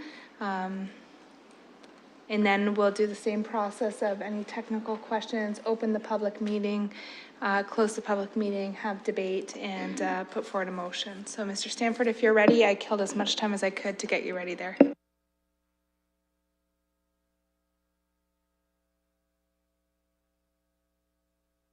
I don't recall 2 5-minute presentations in our pre-meeting. I believe there's only reference to one. Thank you, Madam Chair. I'll be brief, but I'm very excited here because I'm before you with the latest information, because the last time we were here was back in July, where we presented the entire 60% waste diversion action plan. And the direction from council was bring that back out to the community. And just as a bit of a refresher, at that time, we identified the 21 actions that are required in the investment and the range in the investment between 5 million and upwards of 7.5. When we are dividing that amount by the number of households, being 180,000 households in London, about 125,000 at the curb, and the remainder in sort of a multi-high-rise type environment, the dollar impact on a per household average cost would be about $28 to $41. And we talked at that time on diversion. We're at 45% right now. And that type of investment would range between an 11% and a 21% increase. So it could get you as high as 66%. But we looked at what we felt was reasonable and likely, and then we went with that number of 60%, and then we laid out a plan to get to that direction. There were 6 categories that our 21 actions were divided in. I won't go into any of those details, but yes, it is an important investment, and that investment averaged on at the end to about $36 a household. Our report also talked about ways that, and the capital investment that's required for that. And the capital investment, what's nice about that is that working with our finance area, that money has actually been set aside from the federal gas tax contribution that comes into London, and a lot of that is earmarked for a program such as solid waste. In this case, putting it to this program is just ideal. And other communities have done so and have reaped great benefits from that. So that is the capital investment that's required to reach 60% diversion. We did talk about opportunities to lower the operating cost, and we identified how expanded producer responsibility and additional funds that could come in from the stewards of recycling, that is basically the industry group, could help lower the cost of recycling, and that money could then be allocated for other types of programs within the waste diversion component if that was Council's direction. Other EPR programs have been documented in that Waste Free Ontario legislation and guiding document that goes along with it. As well, we talked about some local solutions of what could be put in place to help offset and lower those costs. So that was all captured in the document. But what we've been very clear with the public is, because here there is some uncertainty. Where we're more certain are the cost side of things. So we've been very clear when we've been chatting with the public on the total cost, the $6.5 million, as well as that's $36 per household, and how that does range depending on the type of home you live in and those types of details. So we've tried to be as clear as we could with the community. We also highlighted what we believe are the benefits in our study, and we presented those several times here at Civic Works Committee, as we've been before you a number of times on these different items. And we've also talked about, if we don't do these kinds of things, what could happen if our landfill closed, and the fact that, yes, there would be waste export costs that would happen to be very comparable in price, about $5 to $7 million per year, if our landfill closed because the government chose not to actually expand it. In that case, being the provincial government through their approval process that we're doing right now. A lot of good benefits do come from waste diversion, so that investment has been quantified in the forms of what we believe is the additional good news. Moving forward, we also, as part of the previous program, we heard from the community over a year-long process. We also conducted with Ipsos Reid a panel survey, and we heard from the community and took that information in to help design the 60% plan. And you've seen these findings before, but we did hear loud and clear on the desire to be doing more and to be doing more with organics, whether it was mixed waste processing or green bin.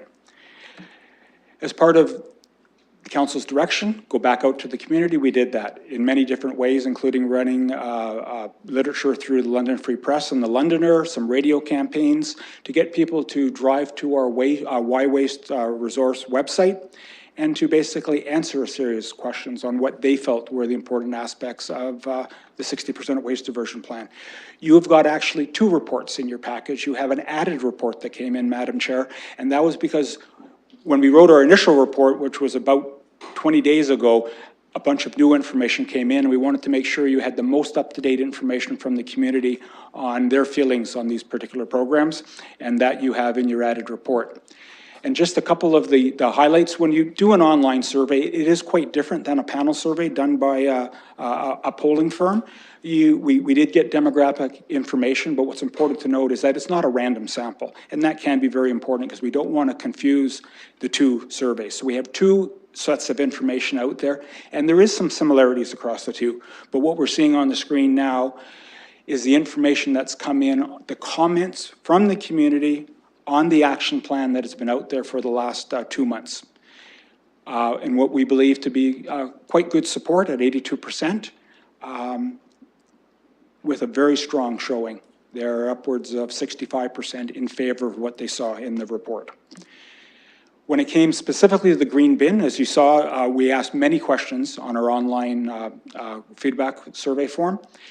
When it came to the green bin, we saw very good rating.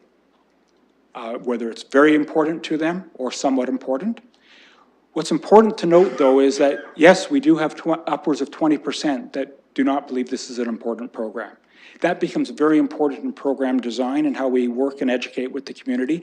That is not uncommon. When we look at other communities on participation rates, the green bin program is not like recycling, where you've got 90 to 95% of your households participating on a regular basis.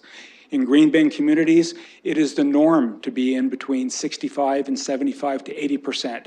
So when we look at it from that perspective, not pleasing everyone is not a surprise. We do see that in other jurisdictions. Mixed waste pilot project for the apartment building also received quite good marks from those that responded. Food waste avoidance, this is kind of one of my personal favorites, if I may, Madam Chair. There's a lot in the garbage that shouldn't be there, and I think we should be one of the first communities that takes a real strong stand at that, because then ultimately, you're only then processing what truly remains. And when you look at the waste stream and you realize that 35% is food waste and that 2/3 of that shouldn't be there because it was spoiled in your fridge, it was too much on your plate, it really gives us good ammunition to work with the community because they do wish to take action on that. And finally, just a quick summary, there are a number of recommendations that are before you tonight. This committee and council has worked a lot with us over the last 4 years, so we're quite pleased to be bringing this to you. I know it is late in the term of council, but we truly are looking for direction from committee and council on these matters. Thank you.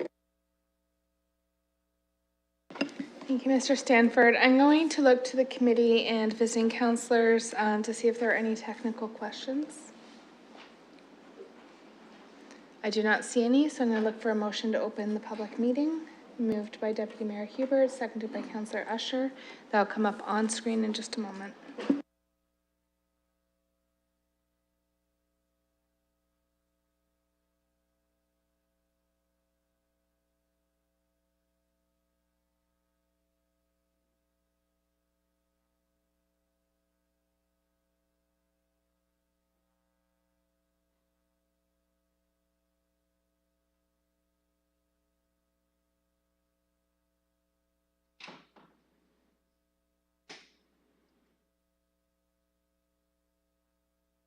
Closing the vote, motion passed 4-0. Okay, so the public participation meeting on this item is now open. There are 2 microphones on each side of the upper gallery. If anyone would like to make comments, please go to a microphone, state your name and address. If you don't want to publicly give your name and address, we will come up and get it for our records. You have up to 5 minutes to speak. And I'm going to look across the top gallery to see if there's anyone here to speak on this item. Yes, thank you.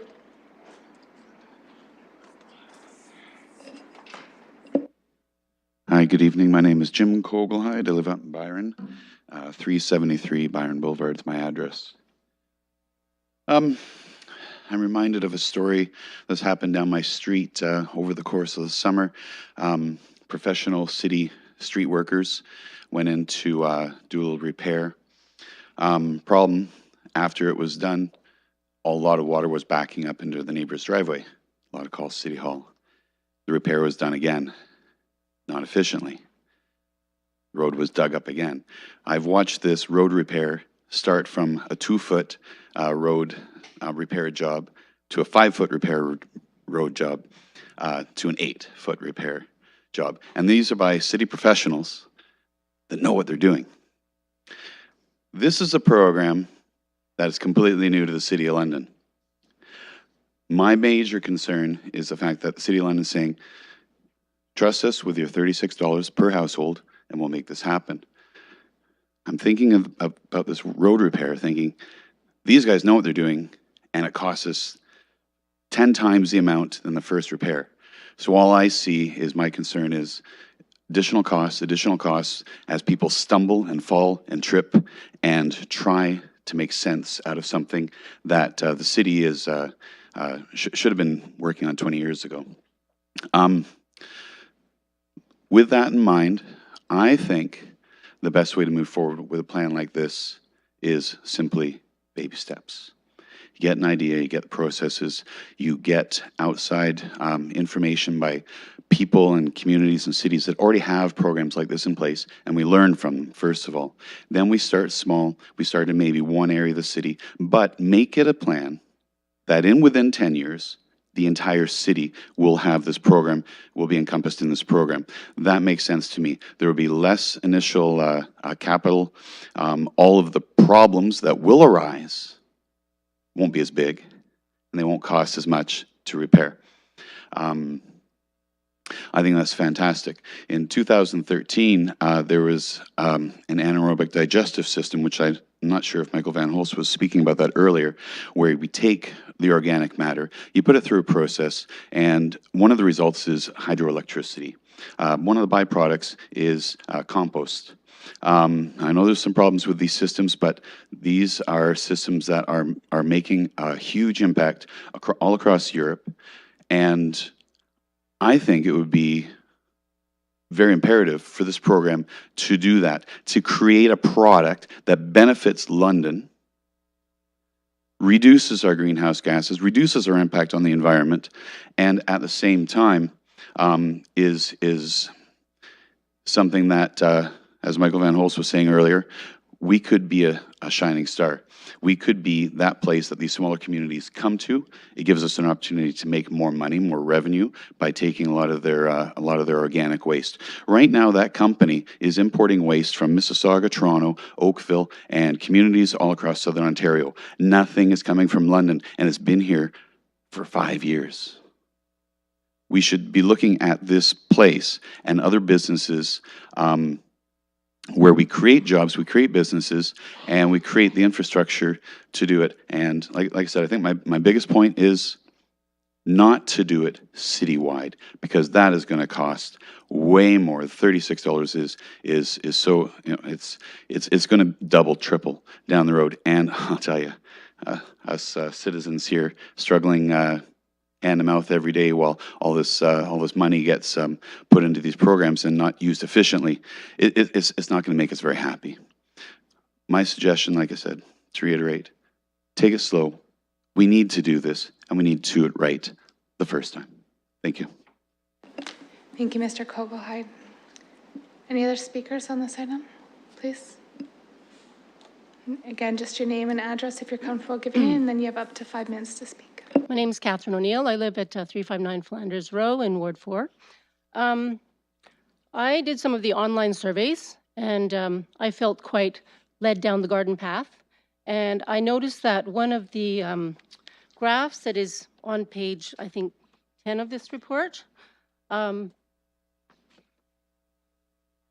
up with saying that 76% of Londoners support this increase. But I've got my own graph, and I see it as 71% of the people agreed to pay $1 or less. So I think the costing really needs to be looked into. I think the figures need to be looked into. Why the scale of the graph went up to $100, which kind of skews the whole picture. And I certainly don't agree with implementing a quick green program. I would like to see those pilot programs started as soon as possible. Thank you. Thank you, Ms. O'Neill. Looking for any other speakers on this item? On the main floor, come on up to the microphone.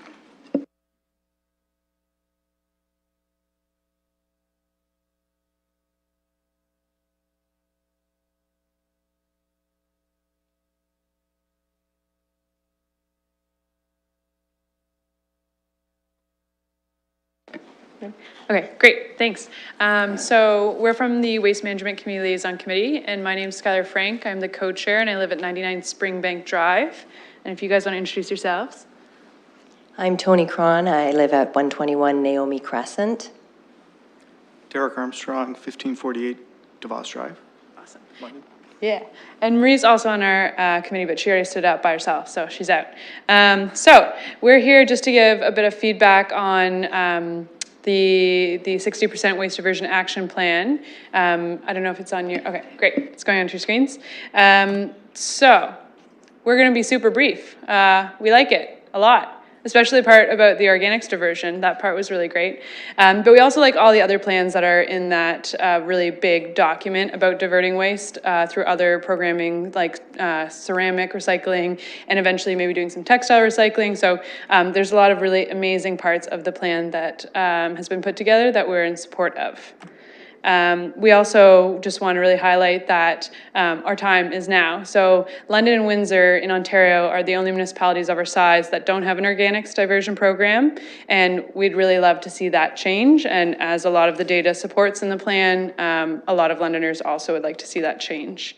There's lots of reasons why London needs to divert more, and I think this image really kind of encapsulates it in that we are throwing away a lot of organic material that could be otherwise captured and processed in a better way that's better for the environment, that creates jobs, and that also has other social benefits. And so you can see both in apartments and single-family homes that we are just throwing away a lot of garbage. And back to Marie's point, a lot of that organic material then creates a nuisance at the landfill site. So this is actually one of my favorite graphs I've ever seen, or charts from the city. So I think it's so cool and so well laid out. But as you can see here, anything with a little b, so like Regina, Windsor, Winnipeg, and London, we don't have organic programs. But this chart really shows that even for all the work we're doing, and we're doing a really great job of diversion at recycling, even if we did implement an organics diversion program and the other programs that are outlined, we still will be paying vastly less than most of the other cities, in even cities of comparable size. And so I just really wanted to turn your attention to this chart if you haven't had a chance to really dive deep in that. And what I will say too is we've learned from other municipalities how they run some of these programs. So so we can lower our costs for them, and we'll learn from the other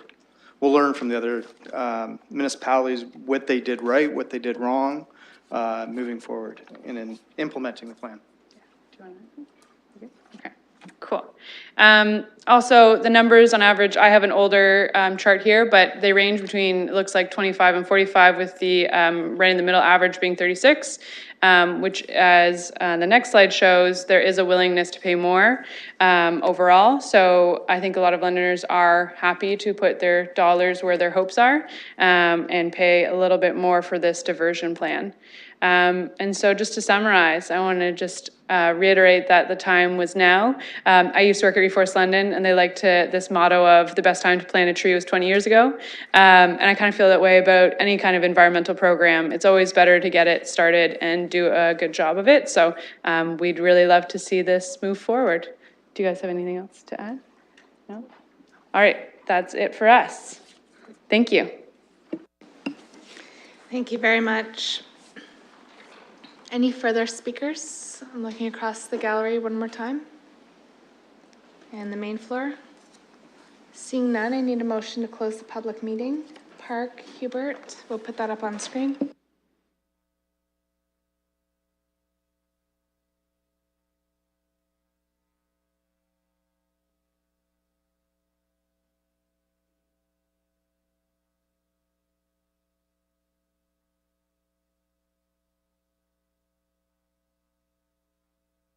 Closing the vote, motion passed 5-0. So I've already started building a speakers list. I have Deputy Mayor Hubert, Councillor Park, Councillor Usher, Van Holst, Hopkins. Okay, thank you, Madam Chair. So we're talking about waste diversion and recycling, and I have to tell you, I feel like this is a recycled conversation. And quite frankly, Madam Chair, I could take this report and go back to 2009, go back to 2011, and the numbers haven't changed in terms of the public engagement. And frankly, the costs have gone down. I think back when Mr. Stanford brought this forward before, it was around $45, so there's a good thing. And so I'm actually shocked. So this afternoon, quite unplanned, I was cleaning out some files. And this is what I found. And you may not be able to see it, but it says green bins get the nod. from the London Free Press. And I showed it to a colleague upstairs who will remain nameless. He says, we haven't even voted on it yet. Oh, name me. Come on. And I showed it to staff and they're going, what? We haven't gotten to that item.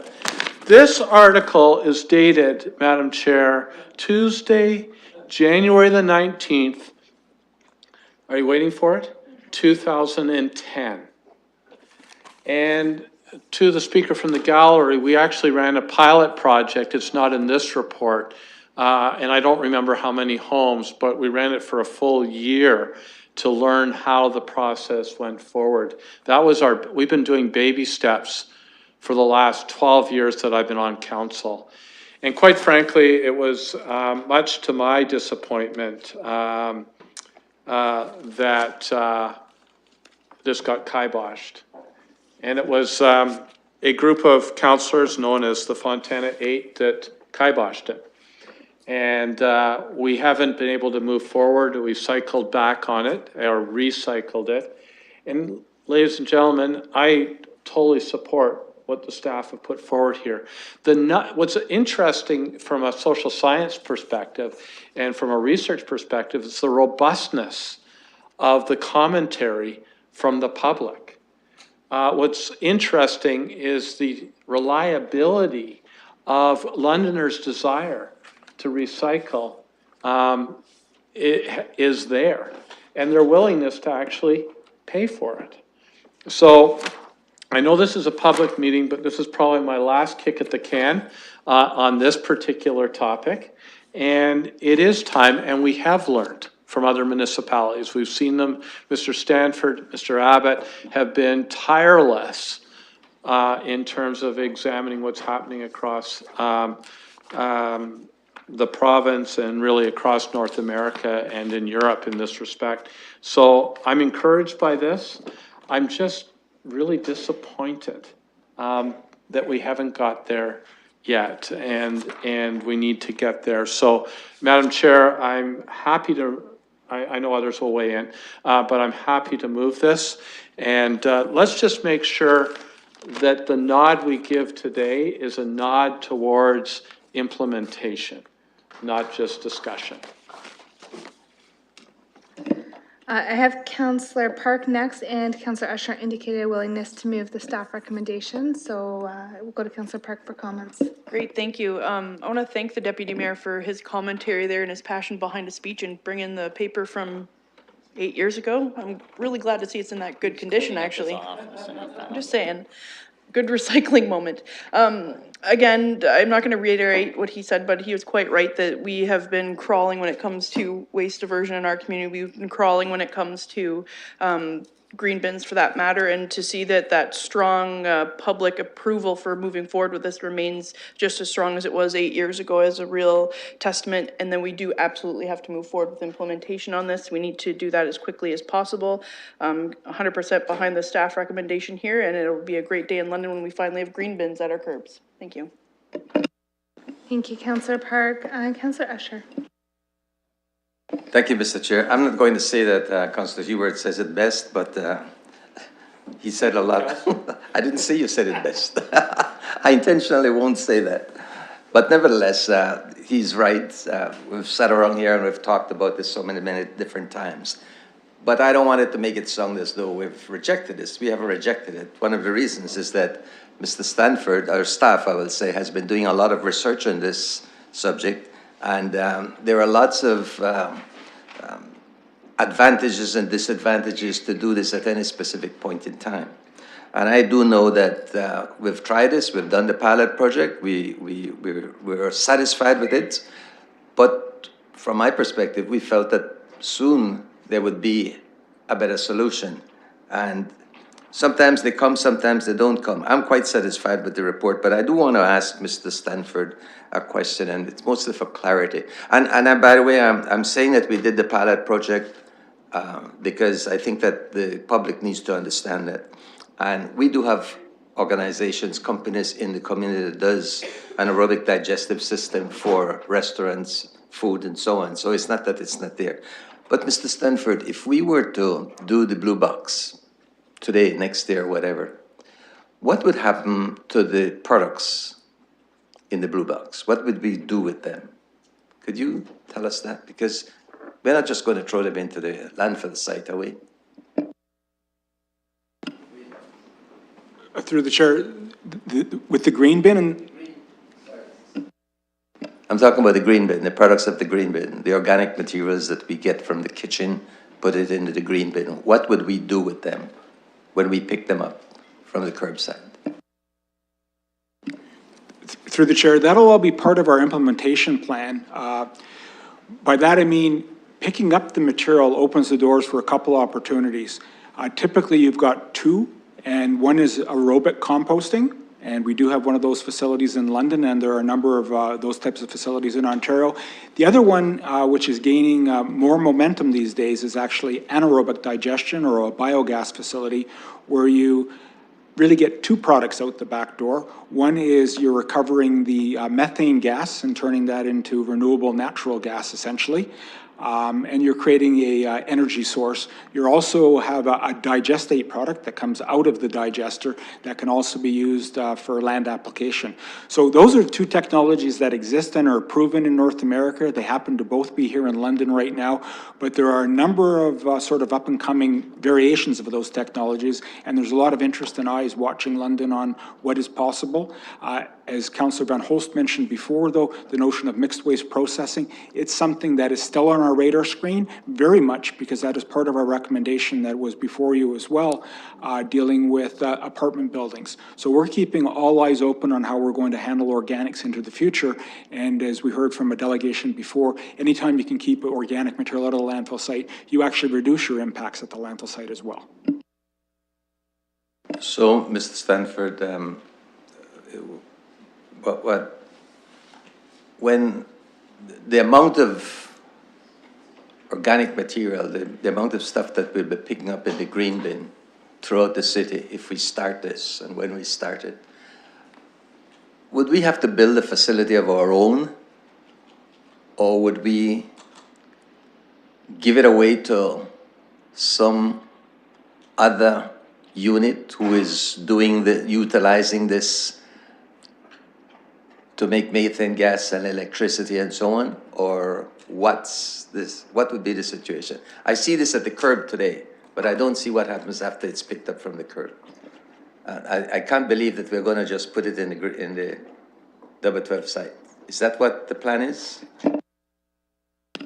Through the chair, no. When the program is rolled out and source separation activities are occurring, we will have already gone through our procurement process to find a company that will either compost our product or basically turn it into a gas product through anaerobic digestion. So those companies exist in the marketplace right now. At the same time, though, because we do have land at our W12A landfill site and it is designated as a resource recovery park, it is a possibility that in the future that some type of facility could land at the W12A and be part of that procurement process as well. So we do have options that are available. Our goal will be to get a very good price for Londoners, but at the same time to make sure that we're putting in all the protective requirements to make sure that these types of facilities are very minimal when it comes to any odor. We have that challenge here in London from time to time. So we've learned from that and want to make sure that anything as we go forward will basically have the least amount of impact in London. Thank you. Thank you. I have Councillor Van Holst next. I'm going to ask Councillor Park to take the chair just for a few minutes.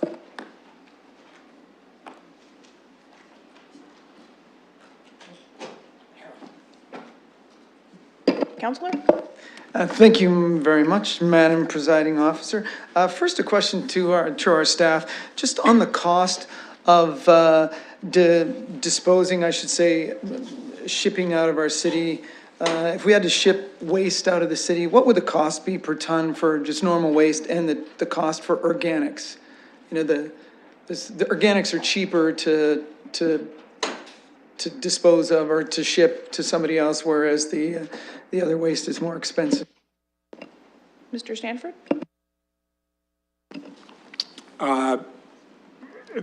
So through the chair, For it comes to waste transfer costs, we haven't looked at that number for a while in isolation.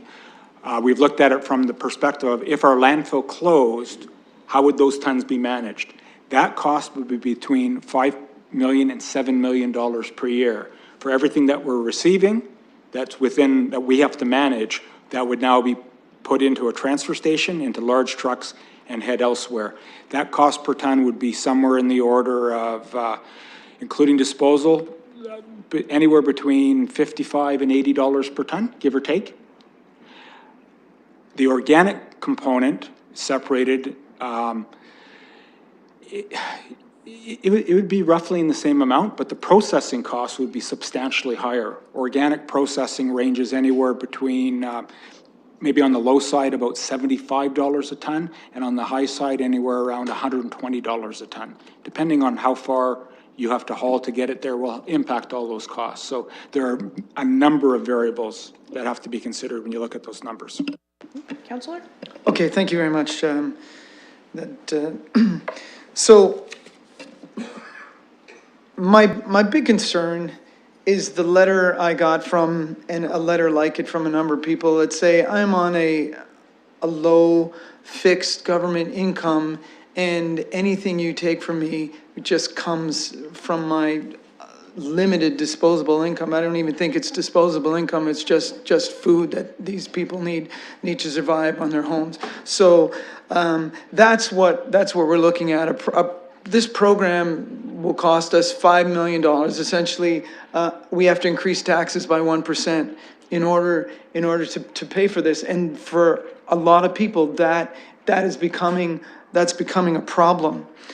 And I think there's another way to deal with that I would feel okay about, and that is an opt-in paid green bin program. And I was playing with some numbers, and if we charged people $3 a week, we would provide them a bin and come same-day service every week, Tuesday to Thursday, to pick up their organic waste.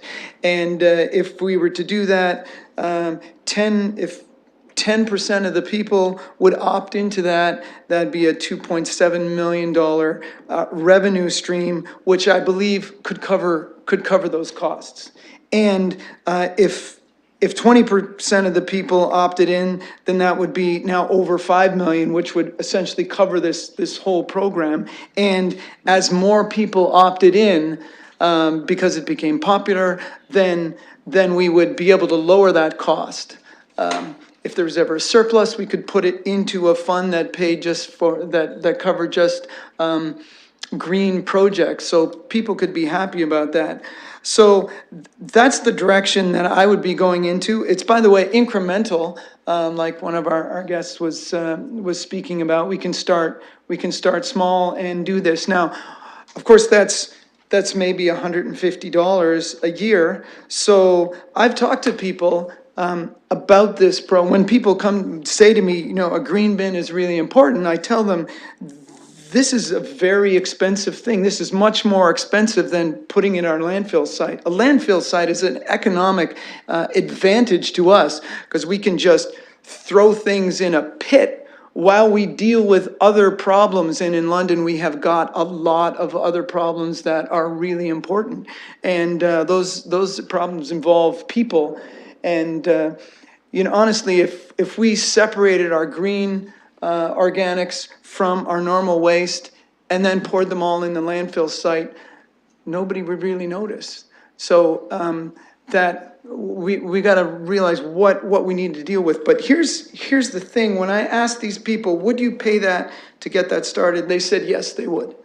And so the people that are really adamant about agreement and want to do it because it's a lifestyle choice and can afford to make that choice, they'll do it. And Councillor, I believe that's winding one. down to your 5 minutes, so if you could wrap up. Okay, thank you very much. So, Madam Chair, when we're doing looking more at our strategies, that's one I'd like staff to consider, because I think that's a strong possibility. I would be very much in support of that. Whereas the big citywide rollout, as was mentioned earlier, as a caution, is not what I would want to start with. Sure, thanks for that commentary, Councillor. Next on the chair's list is Councillor Hopkins, and with that, I will give the chair back to the chair. Thank you, Madam Chair, for recognizing me, and I'd just like to make a couple comments, and I do have a couple questions through you to staff as well. I remember the pilot program many, many years ago. I've been around a long time and followed the process that the city had undertaken when it came to green bins, and I'm glad the deputy mayor has the free press to show us that it did happen. And that conversation, unfortunately, was shelved, and that was disappointing. I do hear from residents that move into Ward 9 from other municipalities how lacking we are when it comes to, or how we can be doing a better job when it comes to disposing our waste. And so to me, the green bins is an opportunity for, it's long overdue for sure. And I'm really pleased to hear that staff are also open to other technologies as well. I think that's also very exciting to know that, you know, that is an opportunity. I was interested in the question that I have. I was interested about the survey that was done and how 80% of Londoners favored green bins and that 20% did not favor green bins. And I heard, you know, the comment saying that was a little bit upsetting, that's quite a chunk. And I was wondering, that 20% that did not find green bins important, do we know that what people that do compost, would they be part of that? Because I don't know if that was broken down, but that is, it sort of can show to some extent that people are in favor of composting, may not necessarily support green bins because they're already composting, but the concept would be the same. Just kind of curious about those numbers if they were broken down at all. Through the chair, a number of people that responded also provided additional comments, and probably I'm looking here now at a list where we pulled together, let me put the title out there, Reasons Opposed to 60% Waste Diversion. And the top one, this came to us about 15 times, was just the cost to do with, you know, this is going to increase taxes. Some felt it would be a tax grab. The second one was associated with green bins just being a messy and a problematic way of handling the material. It's separated, it attracts animals. There was a general opposition from about 6 that provided comments to us. We also heard that some did not believe that the benefits were there to justify the cost as well. And to be specific to your question there, about 4 pointed out, we home compost already. Why aren't more Londoners doing that? Why can't we force them to do that? What's interesting, these comments and concerns, we've heard them loud and clear, not only during this consultation, but in the past as well. That really hasn't changed, nor really, as we've heard tonight, a lot of the percentages about the concerns that are out there, as well as those that are very much in favor of moving forward. Very important to future program design. That is why our 60% waste diversion action plan also supports home composting, community composting, and as I've mentioned, food waste avoidance, because anytime we can remove some of these items from needing to be collected, this is when we truly all save money. So as we come forward with our implementation plans and final financing options, we will be considering those different options, such as what Councillor Van Holst proposed. These are good ideas to explore. Even if someone else hasn't done it, there could be opportunities here in London. We've looked at these systems now for upwards of 15 years, even approaching 20. So we look forward to ongoing discussions. But these issues that we're hearing now are not new ones. It's just sort of reconfirming what we already know, and that's good to hear as well, though. Thank you for that. I think, so if you're already home composting, that could be an option to you moving forward. You can choose that as opposed to a green bin, and that can offset the cost. Is that generally so? That'll be, of course, council's decision how those things ultimately work. But yes, if you home compost, you are reducing everyone's cost. How that works individually, that would remain to be an item for committee and council to finally make a decision on.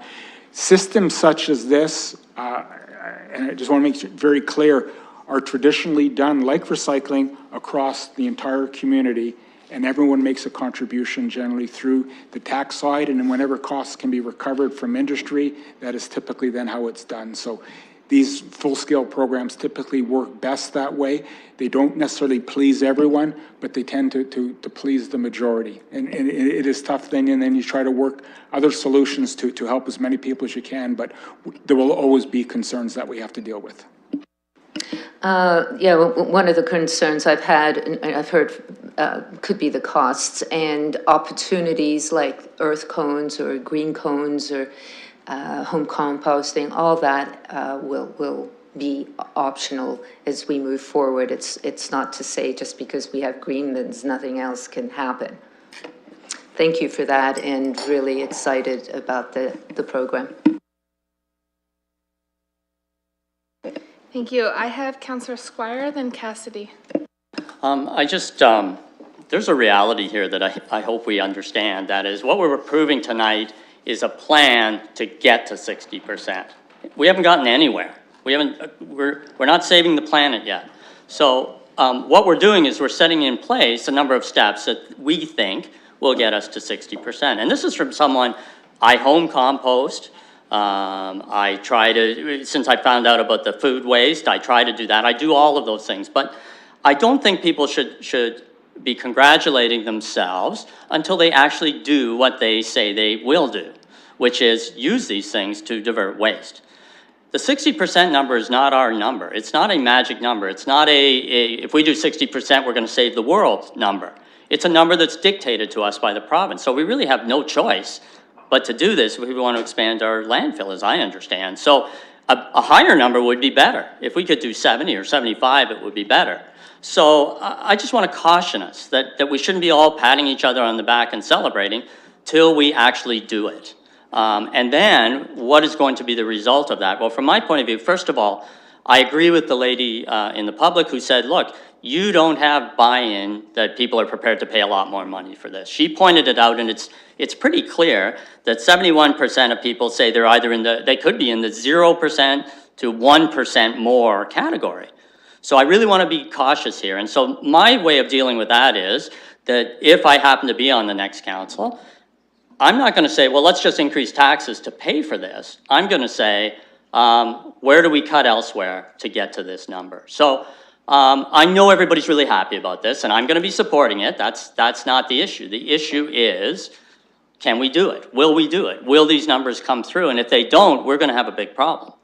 And we've talked a lot about green bins, and it is not the final solution to this. And I see people, you know, when I'm talking, they say, oh, if we just do green bins, we've solved the problem. That's all we have to do, and why haven't we done it?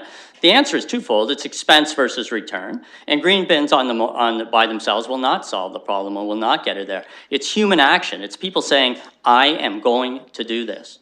And my family's already bought into that. So people might be sitting here going, oh, Squire's complaining. The Squire family actually does this stuff, and I hope other people will join us in doing it. We do all of that stuff. And I hope Londoners don't think that they can just be bystanders on this program. They have to become fully involved. As the waste management person in my house, I said to my wife, and I'll finish with this, I said, how do we solve the food waste problem? She says, you got to throw the teenagers out of the house. And so I'm not prepared to do that yet, but I'm working on it. Thank you, Councillor Squire. I'm going to go to Councillor Cassidy without further comment. Thank you, Madam Chair. So I'm glad Councillor Squire brought up the fact that this target is set by the province. And I remember a few years ago, sorry, pardon me, I'm coming down with a cold.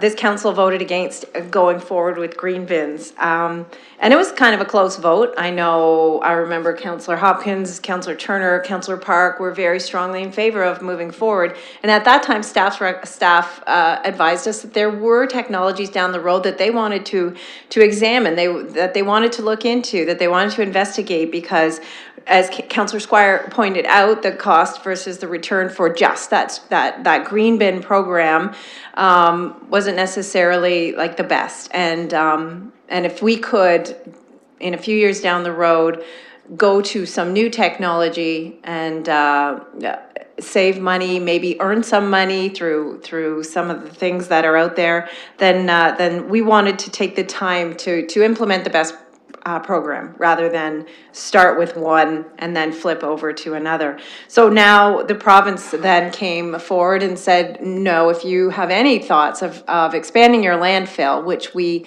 have to consider in the future because we only have about 10 years or less left on the landfill.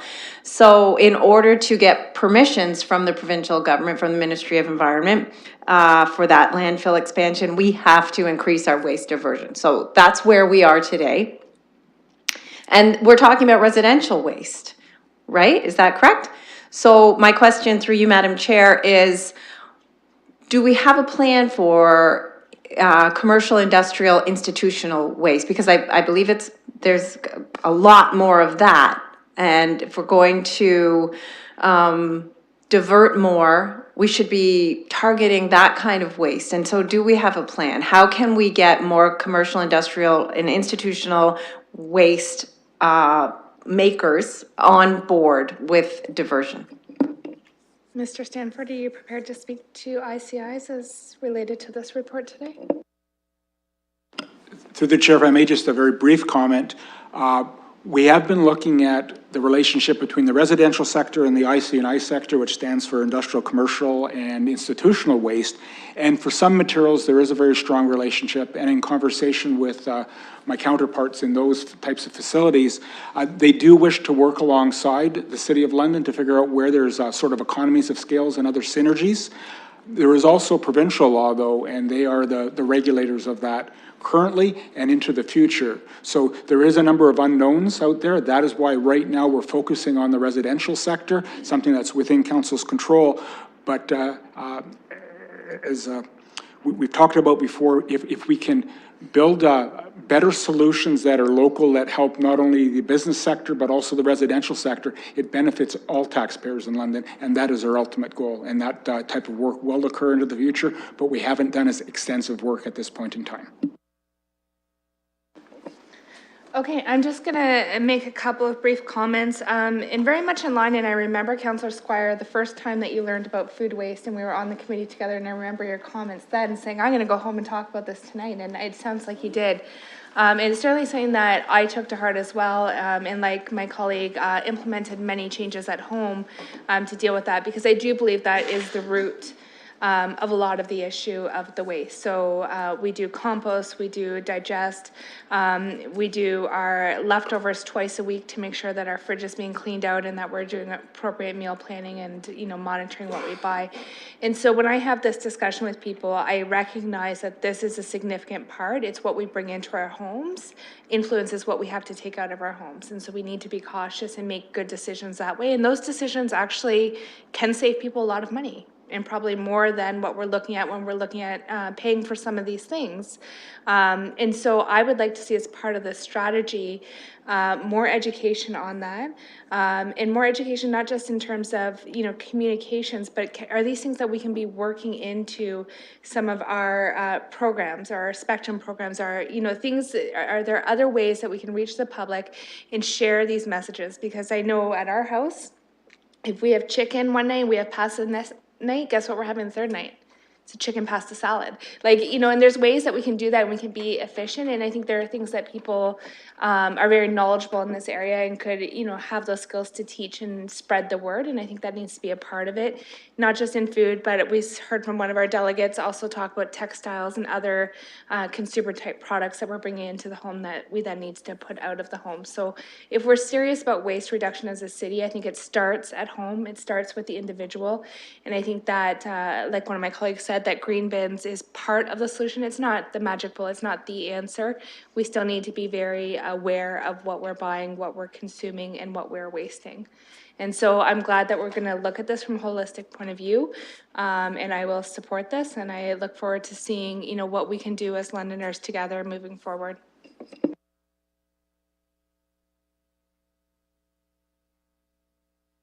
Sorry, you have another comment or question? Because you did already speak. Yes, no, I have a few more comments on what the councillors have said. Sorry, Councillor, I know that you spoke for more than 5 minutes because I left the room when you started and came back after, and I don't know if there's I think there's a much more fair bit to say about this, but if you're the you chair. would like to make very brief comments, I think the committee will tolerate that. I think much more than that, they won't. Okay, well, thank you. I'll try to make them brief. So excellent suggestion about education. I'll remind my colleagues that we now have digital billboards with city messaging happening on them for free. So this is something that we could include if we decide to do a educational program. To Councillor Hopkins' comments, I have a green cone and a composter, and that's how I deal with mine. So that's why an opt-in system might be nice, because people might want to opt into that option as well as a way to deal with it. And to Councillor Squire's point about, you know, this not necessarily being the solution to everything, I used to do in my environmental education classes teach the carbon cycle, and of course, if we're just composting food, that doesn't make a change to the greenhouse gases. Greenhouse gas production only happens from fossil fuel burning. That's the only thing that's outside the cycle. So if you're not doing something to replace that, it's really just a closed system. So the idea may sound better than it seems. And that's it, except to Deputy Mayor Hubert. I recycle my papers, but looks like you've picked out the really good ones to hold on to. Thank you, Councillor. We have a mover and a seconder, so I'm going to open the vote on this item.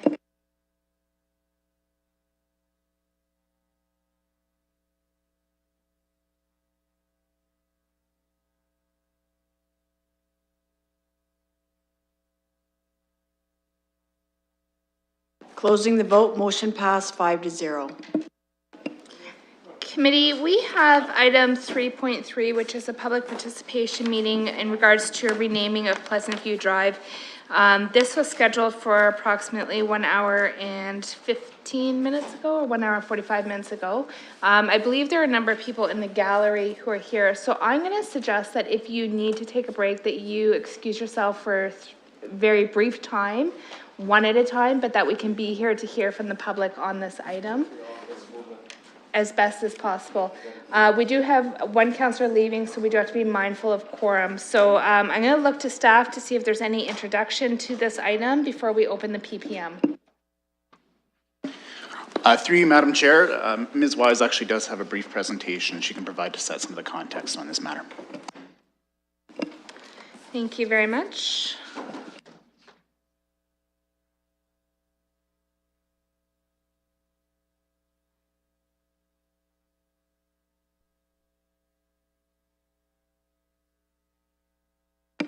Good evening, committee, and thank you, Madam Chair.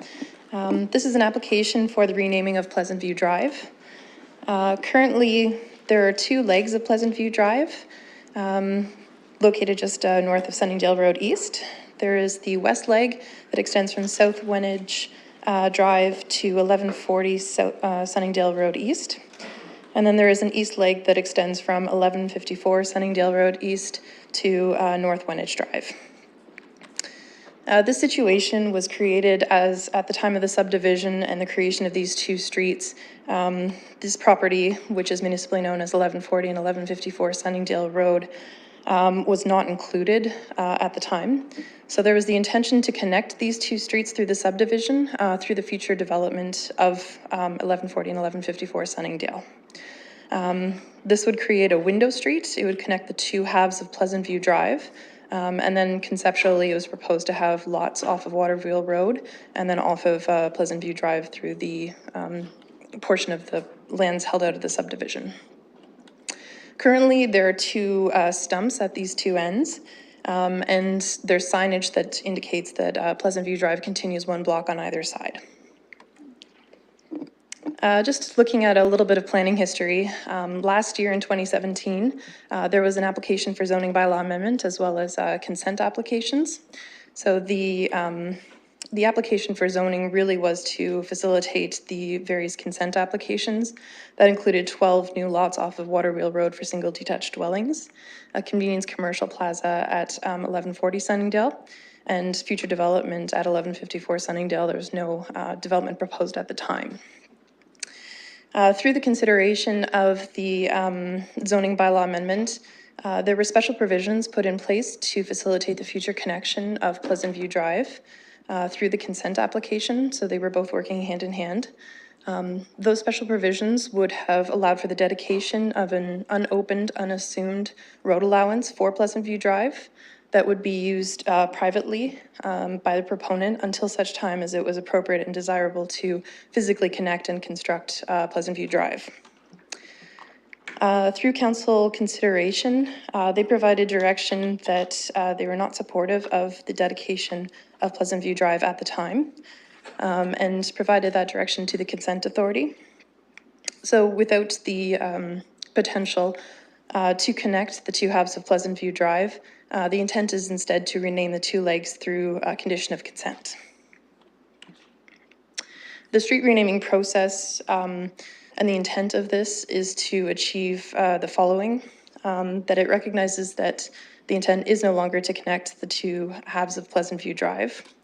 It corrects the existing temporary solution, which was in place since 2002. It provides a distinction between the two streets. It improves wayfinding for couriers and deliverers. And most importantly, it also ensures that police, fire, and ambulance responders are able to easily find and respond to a call without confusion. So the health and safety of the public is really the fundamental motivator here. With that, the staff recommendation is to rename the western half of Pleasant View Drive to Rolling Acres Drive. So Rolling Acres starts at the north in Gough Ave and would continue all the way to South Wenage Drive. And then the northern half on the east side of Pleasant View Drive would be proposed to stay the same. And the southern half, just south of Waterwheel Road, would be renamed to Pleasant View Court. So the staff recommendation facilitates the street renaming guidelines. However, we did receive some concerns from the public, so there are a number of alternatives for the consideration of committee.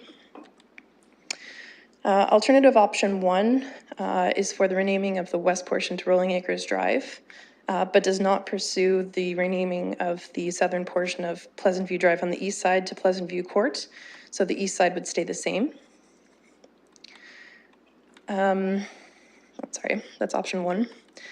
Option 2, again, retains the east side of Pleasant View Drive as is, and would rename the west side to Pleasant View Drive West. And then the third option is really just to retain the status quo and not rename either side of Pleasant View Drive.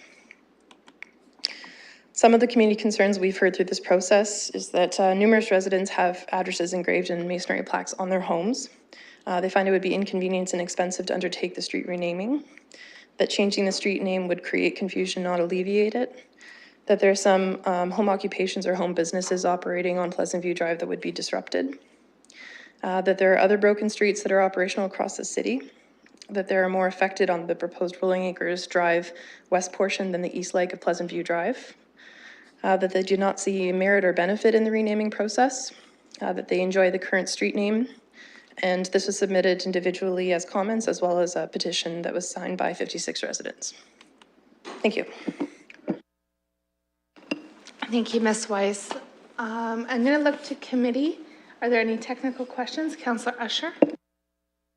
Thank you. I have a quick question.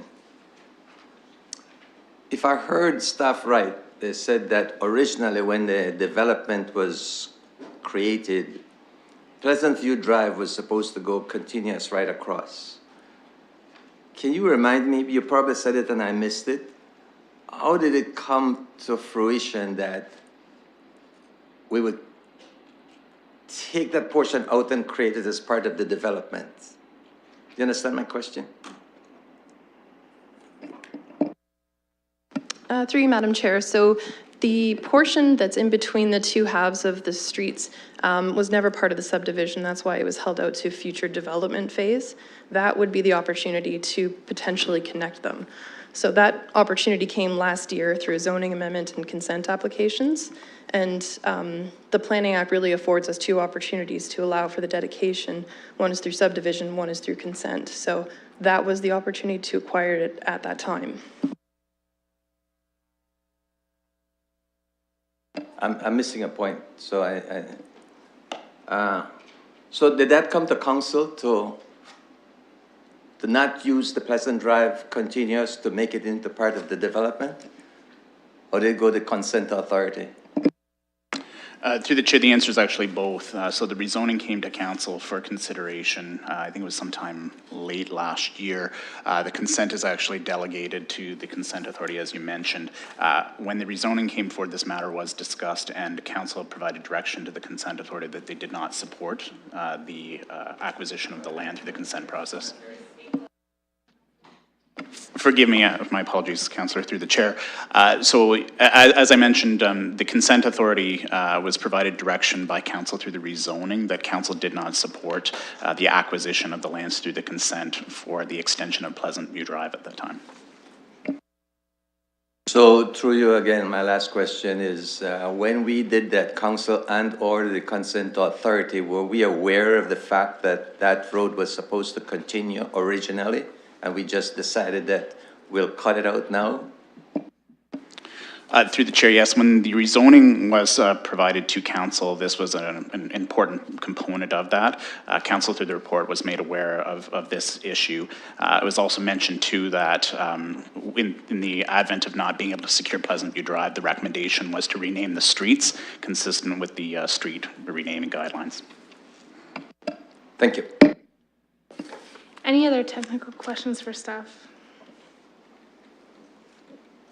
Seeing none, can I have a motion to open the public meeting? Usher, seconded by Squire. We'll do it on screen.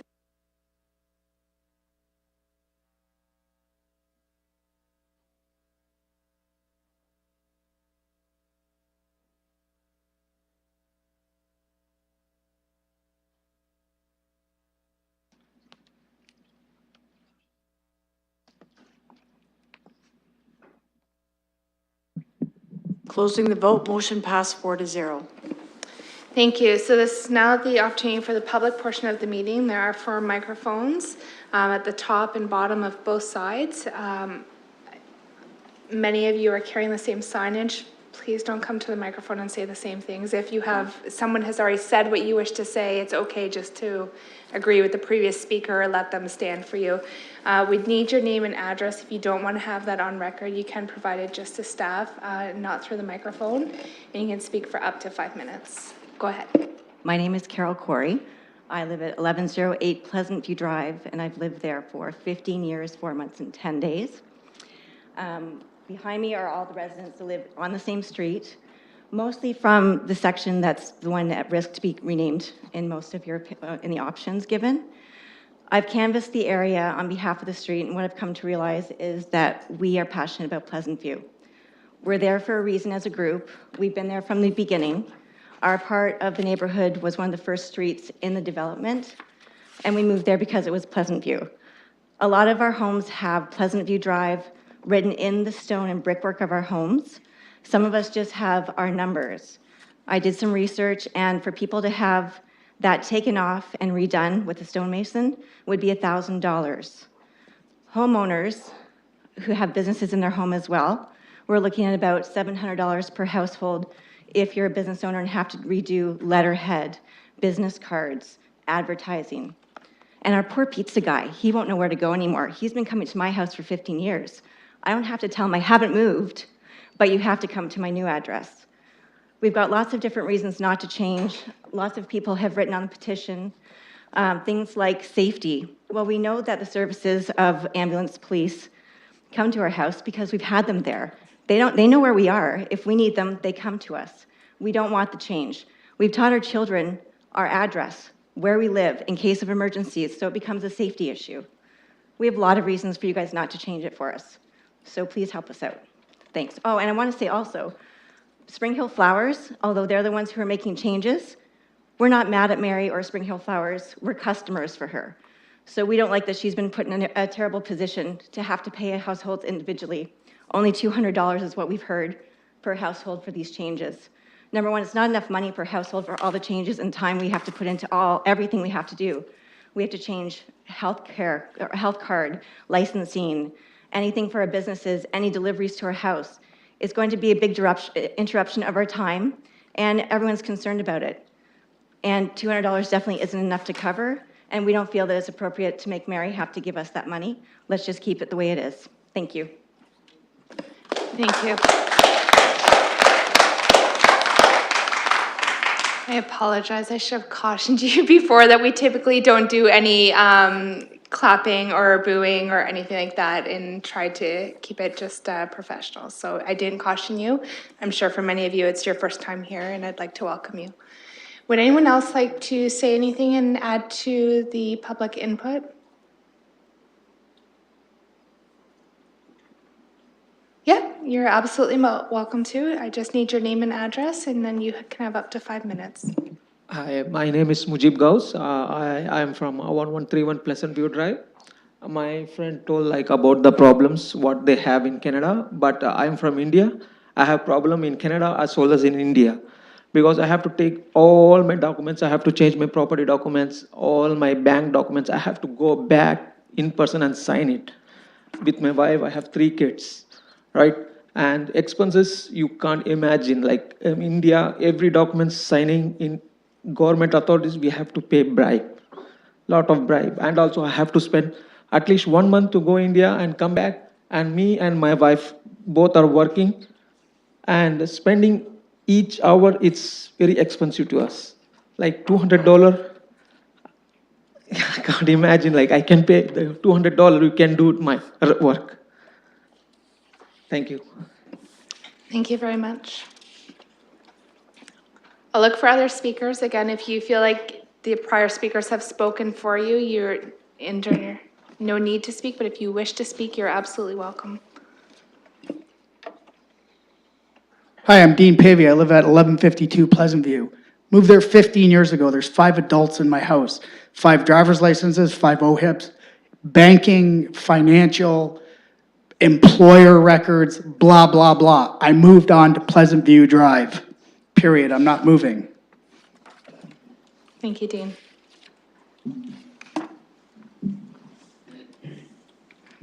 Welcome. I'm Alex Kitanowski from 1116 Pleasant View. I think who made mistake first time, they should correct it, not change the name of the street.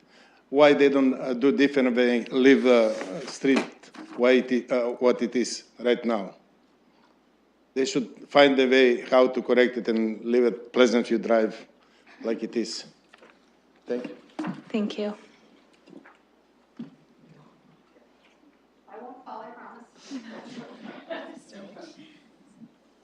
One very simple solution, and I don't understand why. We just can't have Sunningdale and the flower shop and leave everything alone. If we have 2 streets named Pleasant View, can one be east, one be west? That's a whole lot simpler than changing all the numbers, changing everything you have to change in your life. That just seems to me to be a very simple solution. And I'm not Einstein. It's just so dumb. Why don't you just do east, west, north, south, whatever? Leave it. Pleasant View. Yes. Thank you. Sorry, could I also get your name at least in the microphone? Ma'am?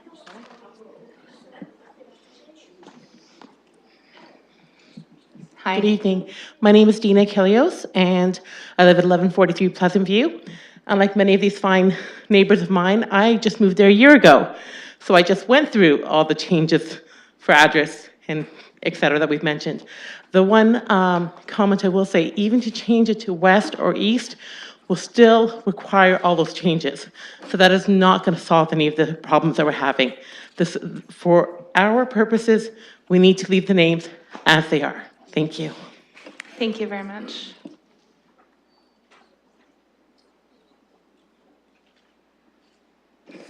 Yes, please, if you want to speak.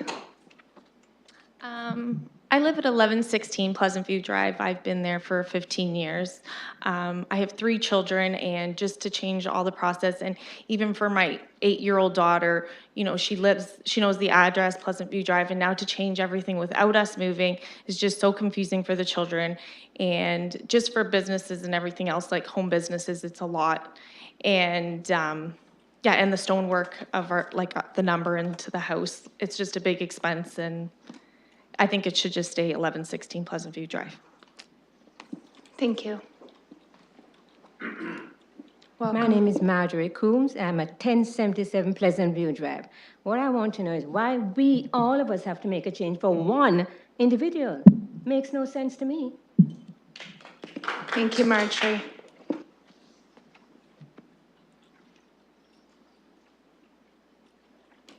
I want to make sure that everyone has had an opportunity to speak who wishes to speak.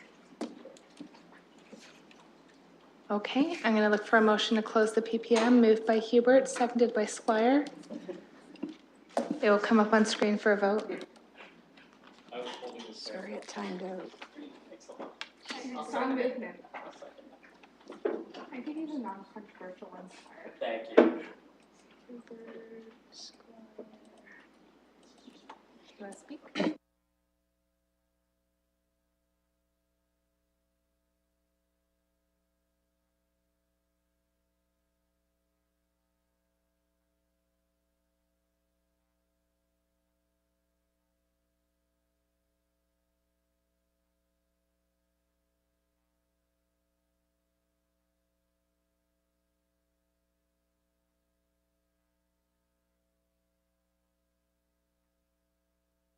Closing the vote, motion passed 4-0. Okay, Deputy Mayor Hubert, and then Councillor Cassidy. Thank you very much. Let's cut to the chase here. These people have been waiting a long time.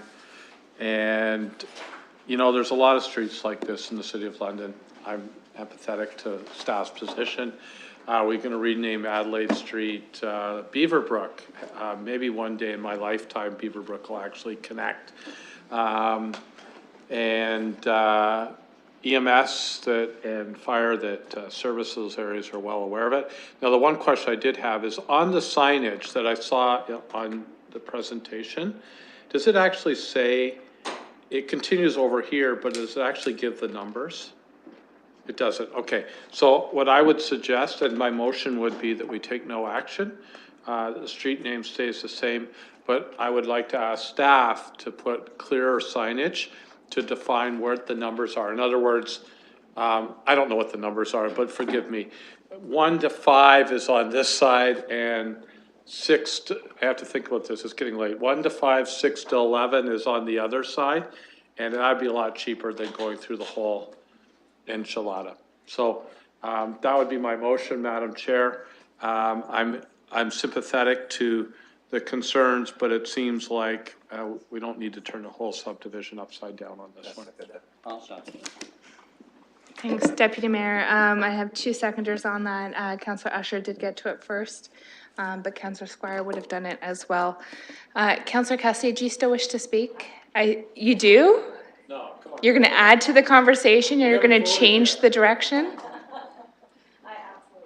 Please speak briefly. Thank you.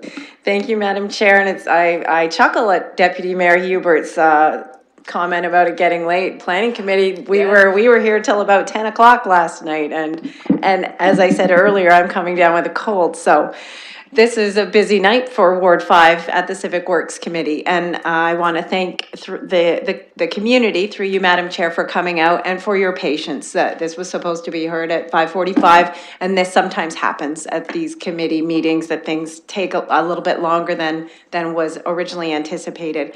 I want to thank you, through you, Madam Chair, Councillor or Deputy Mayor Hubert, for moving this, the no change. That was a lot easier than I expected it to be. He mentioned that there are a lot of streets, the community mentioned there are a lot of streets. When we talk about the guidelines for street naming, that's generally for new streets. And this was an anticipation years ago when this subdivision was first built out, notwithstanding that there was a private property owner right in the middle with a thriving business. And the one thing I really want to make sure that the committee and the community knows, I know Ms. Corey mentioned that people are not upset with Mary Dan and Spring Hill Flowers, because the way that this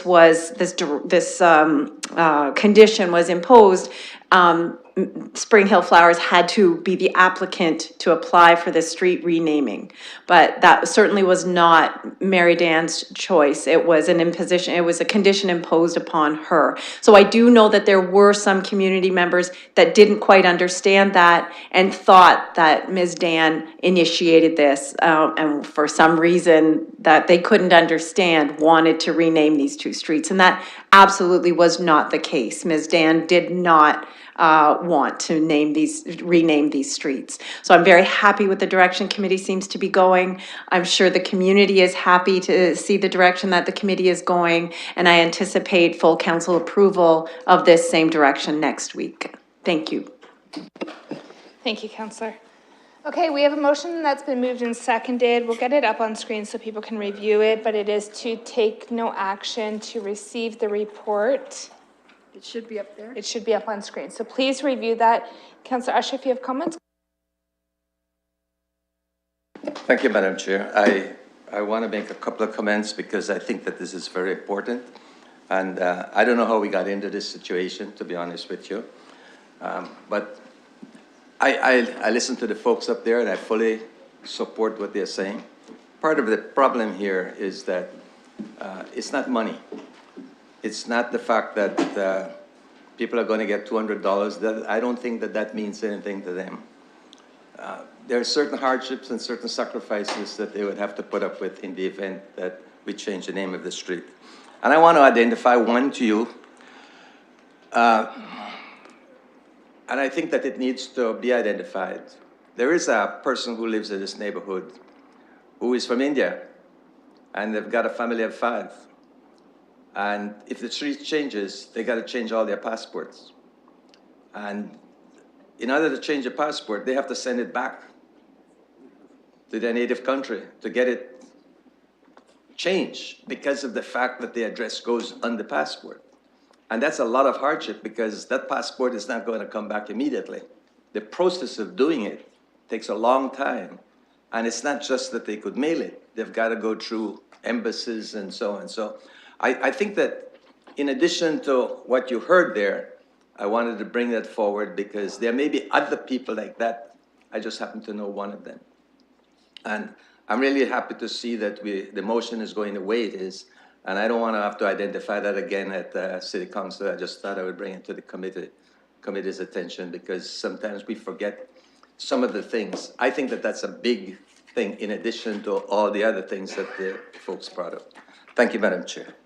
Thank you. I see an indication from staff. I'm hoping that this is not a significant change of direction. So I will hear staff. Through you, Madam Chair, not wanting to prolong anything, just as an item of clarification, as the report does mention, this is related to a condition of consent. So I'm wondering if language could be inserted that the consent authority be advised of council's decision, and that would allow us then to clear the conditions. Thank you. That's exactly what the mover intended. That language specifically. Councillor Cassidy. Thank you, Madam Folks, Chair. this is- I neglected to thank staff. So this has been going on for a while. The public got notification of this street renaming. It caused a lot of angst, and staff were very helpful. I want the community to know I worked with them, and that's why we're seeing the various options on this report. There was the staff recommendation, that's what they were recommending, the street renaming, but they provided this committee with a number of options to consider, and they were very helpful in helping this go in this direction. So through you, Madam Chair, thank you very much. Thank you, Councillor. I'm not trying to be short with any one specific councillor, but I do know that we're already down a member. If we lose another member, we could start coming into quorum issues. We've got 4 or 5 more things to get through. I don't wish to lose you. Go ahead briefly. Just thought I should speak so that I could get some credit for this decision. That's why I'm doing this. Okay, and those are the exact interruptions I'm trying to avoid and have us move forward. So let's vote. We're working on the vote, which is why I'm taking this opportunity to speak now. But please, like, if we are trying to influence the discussion, let's do that. If you want to do like comments after, I know that the media are happy to meet with people outside and take comments.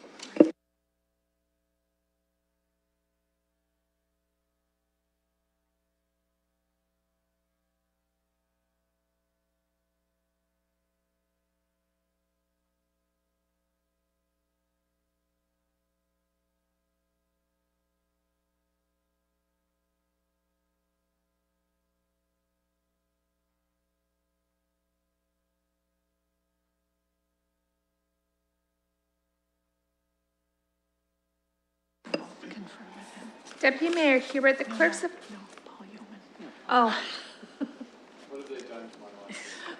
The clerks would like you to know that they like your motion. To staff, Mr. Yeoman, the other Paul in the room, is that exactly what you intended, or could that be cleaned up before council? Is it close enough to the intent? Through the chair, if I could, after Pleasantview Drive and the consent authority be advised of council's decision, the investigation of approved street signage will take care of that. The city engineers volunteered to pay for the signage just now, so.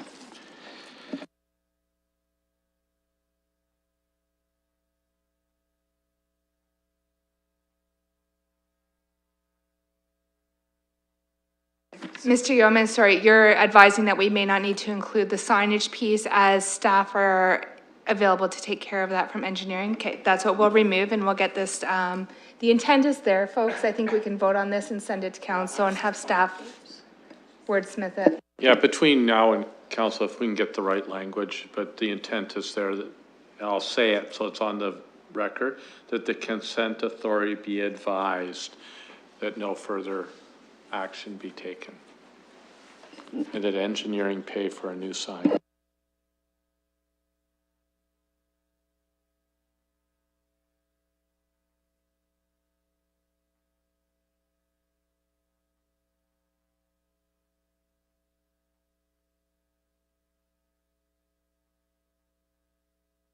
That vote is open on screen.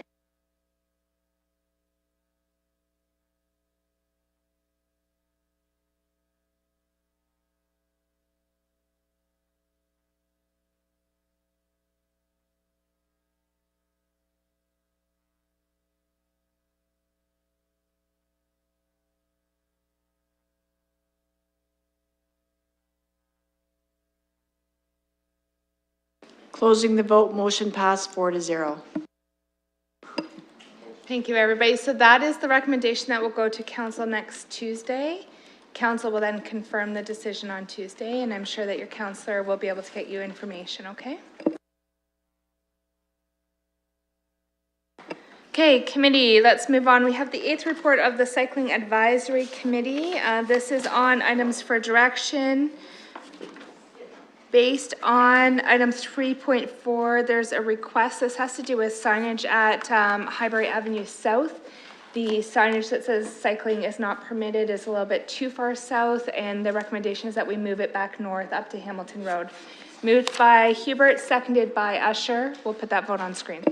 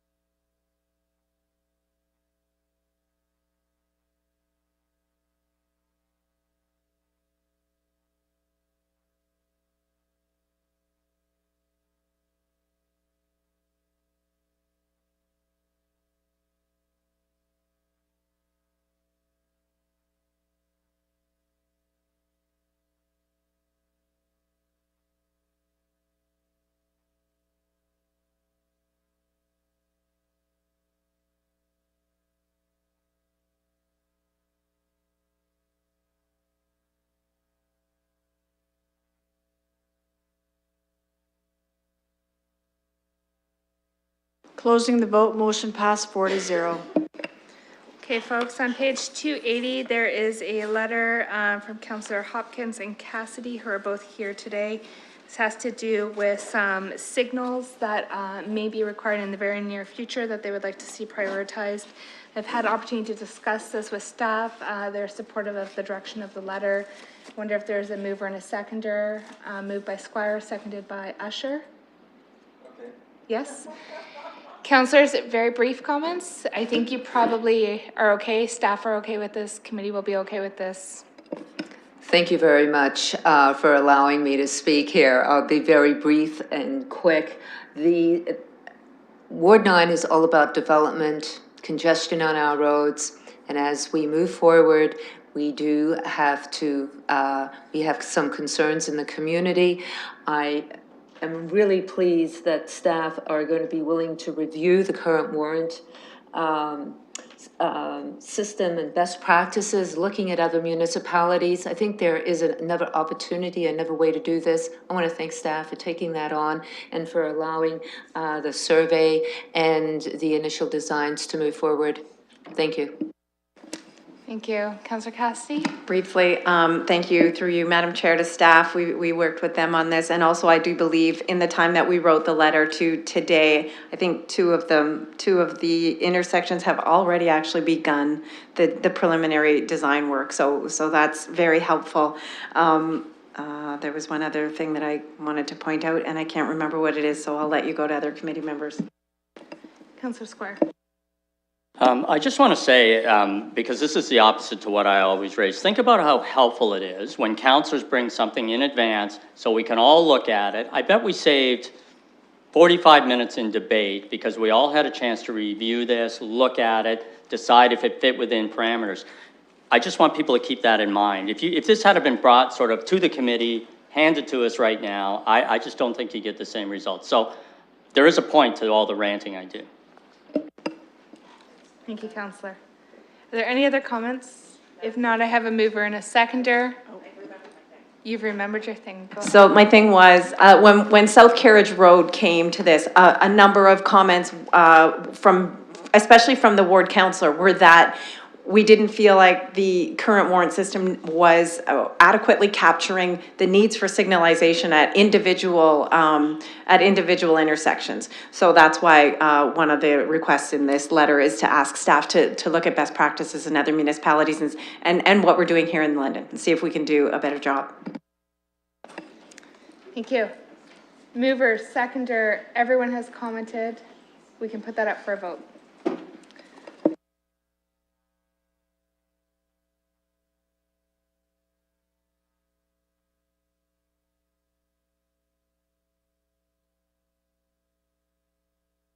Closing the vote, motion passed 4-0. Okay, the next item is a letter from Councillor Van Hulst for the committee's information. I discussed this with staff. They are supportive of taking a look at this and reporting back. So I'm hoping there's not a whole lot more discussion that needs to happen. Is that discussion or moving? No, it's discussion. Okay, Councillor Squire. Can I just, I understand you want to move the committee along, but I'm a member of this committee.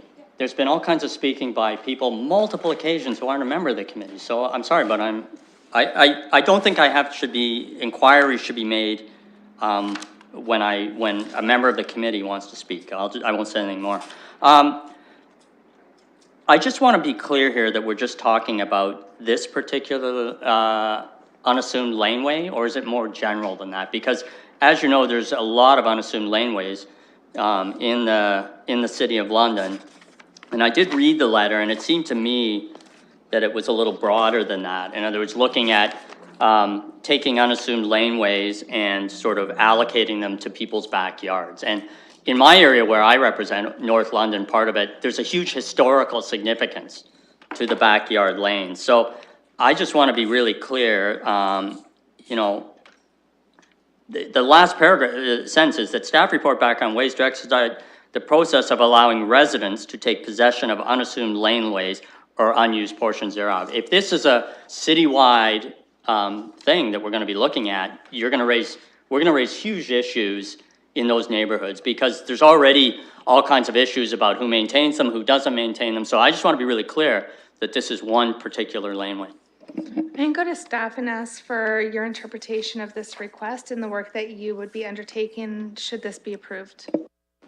Madam Chair, the councillor raises an excellent point, which is why this process has always been historically complex. These serve a variety of uses throughout the communities. In some cases, they're very valued parts of a community. In other cases, they can attract behavior that's problematic. What we would propose to do is report back on the current process and the options available to homeowners with respect to their laneway, and that would be on a general basis, and the pros and cons of any potential changes. But we would, anything we do at a particular location could potentially be something that's requested and applied elsewhere within the community. Okay, so I just want to raise a big flag here. I have an area that has a lot of laneways that people maintain. There's also various disputes about what people are building next to the laneways. If we start getting into a situation where we put a process in place and say, hey, do you want to take over, or do you want to take possession of, you're going to have people backing onto each other. I'm really worried about this, and you're going to be opening a can of worms, I think, that's going to be really difficult. Ms. Scher, could you provide clarification? Because I understood from our meeting previously that there is already a process for people to do that, and this was about clarifying that process and making it so that people knew the steps. But could you clarify? So, Madam Chair, right now there are actually 3 options that residents can pursue. They can actually acquire the laneway, which requires consent, and the laneway that actually was in question with related to this motion in the letter went through that process about 10 years ago, and it had a very small response rate from residents, and it did not proceed. There's an opportunity to obtain a temporary license, and that process does require an annual fee to real estate, which is something we could consider as potentially a process improvement. It's not currently generating any revenue for the city. There's really not any loss that if we were to potentially waive that license fee. And then, of course, there's people who are occupying this space without permission. And that is not something that's actively condoned by the city, but also not something we actively enforce. We're well aware of the complexity of this, and we would expect this to be a report that outlines an overview of that complexity and process improvements to help people navigate the process where appropriate. And there may not be any that we can recommend. We would have to do the review to conclude that. Councillor Van Holst. Thank you, Madam Chair, and just as an assurance to Councillor Squire, there's actually there's two laneways that I've encountered where part of it is being used and part of it is definitely not being used by anyone, but there's very problematic activities going on in there, and to close that unused portion would benefit the community greatly. So, but our process was an all or nothing closing of the lane. And so really what I'm looking for is here how just part of it could be, how we could deal with part of it. And that's kind of the direction that I'm looking for from staff. Councillor Usher. Well, Madam Chair, I'd really like to understand a little bit more clearly what do we mean by, first of all, laneway and unassumed laneway. And the reason I'm asking this is because you've got all different types of pathways, and I use the term pathways. Some of them are in backyards close to a property and a ditch, or a property and a river. Some of them are between 2 properties where you go from one subdivision to another, and a whole lot of different types of things. Some of them are just pathways so that kids could get from one subdivision to a school. What is a laneway? What's the definition of a laneway and even an unassumed laneway? If you look downtown, we've got a lot of places where you have laneways on the backyards to get from one area to another, but they're used for a lot more than just pathways. They're used for other things. Sometimes it's just to put out their garbage for a lot of different reasons. So do we have a definition of what a laneway or an unassumed laneway is? Thank you, Councillor. I'll look to staff to see if there's a definition, but I think it's the latter example that you're talking about. It's those backyard accesses that have some historical context about why they were put in, and not, path connectors or things between roads, but I'll look to staff. Madam Chair, I'll give you the very short synopsis of where this comes from. In the 1800s and 1900s, there was rear lot access for horse carriages in a number of locations in the community. There's about 400 locations throughout the city. That's not total like properties, but lengths of this type of asset. They are parts of registered plans, and the city had never really assumed any responsibility for them until a court ruling in the 80s retroactively made them sort of city property, but we've never maintained them. So this would not apply to pathways, to pedestrian connections and subdivisions, to school accesses. It really is this sort of historic access that's and very difficult for us to maintain. They're typically too narrow for us to manage well.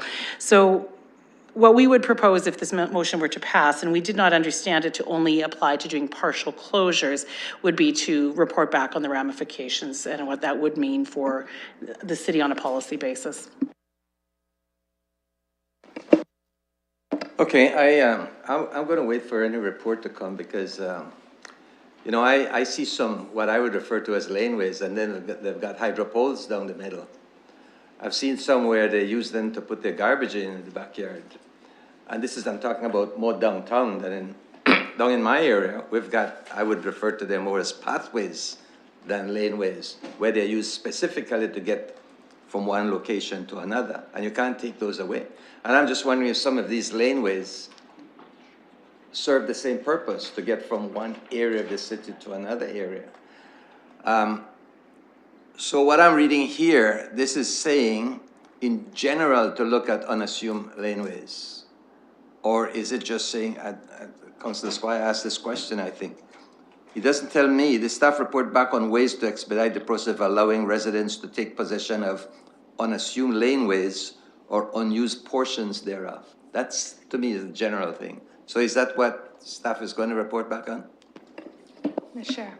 Madam Chair, where we make a change that would affect one laneway, it has to become a precedent for the community. So we would be providing back a general report as well as the implications that may have in various areas. Deputy Mayor. I think staff would be well advised to clarify what our current processes are, and we don't need a motion of council to do that. Madam Chair, I think this, as Councillor Squire has said, is a bit of a Pandora's box, and I, at this time, don't support that at this time.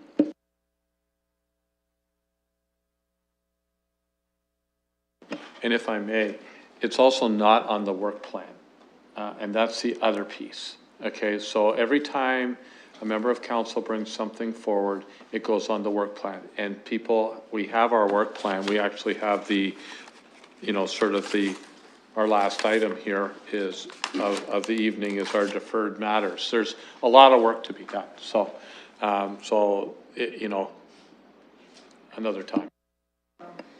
Okay, folks, I believe if you look at your added agenda, there's a request for delegation, and I'm thinking that perhaps the delegate has just entered.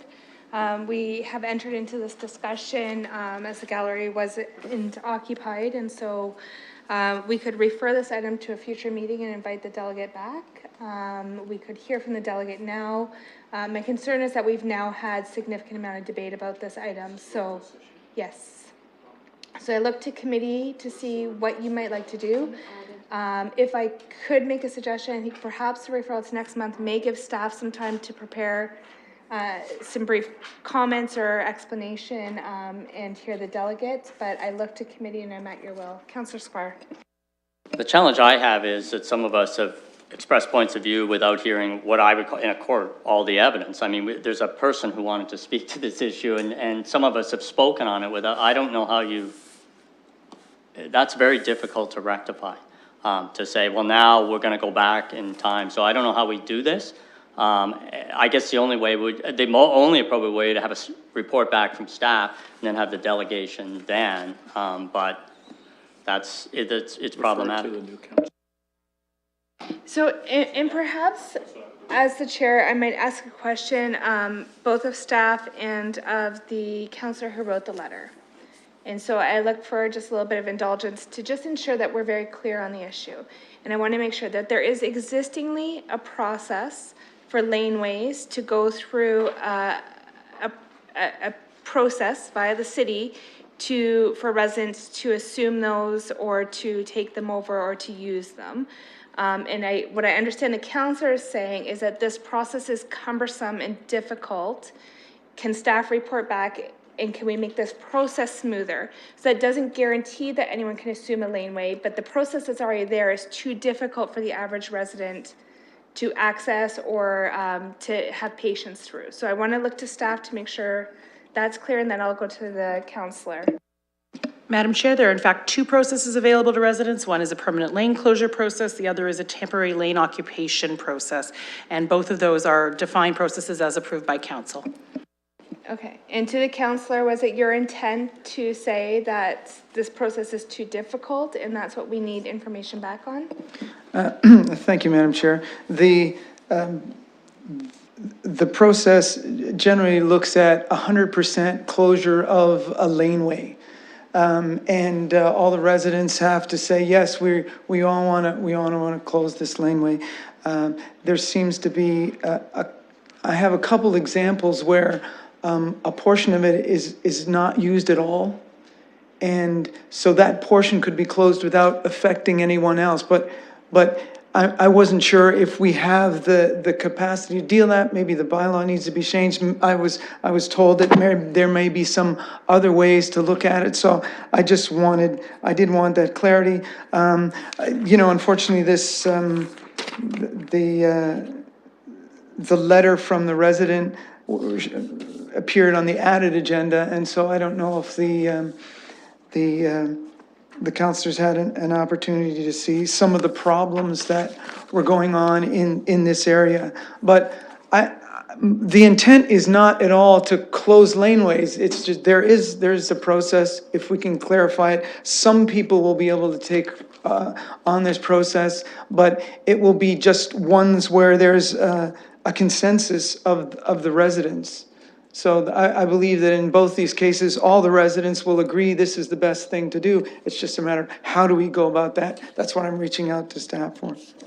Thank you. I'm going to end up going to Deputy Mayor Hubert in a moment. I think that you're misdone me, and what has happened is I absolutely understand, and we're trying to not impact your ability to speak to the committee, and absolutely respect that you're here, your son's here, you're very welcome here.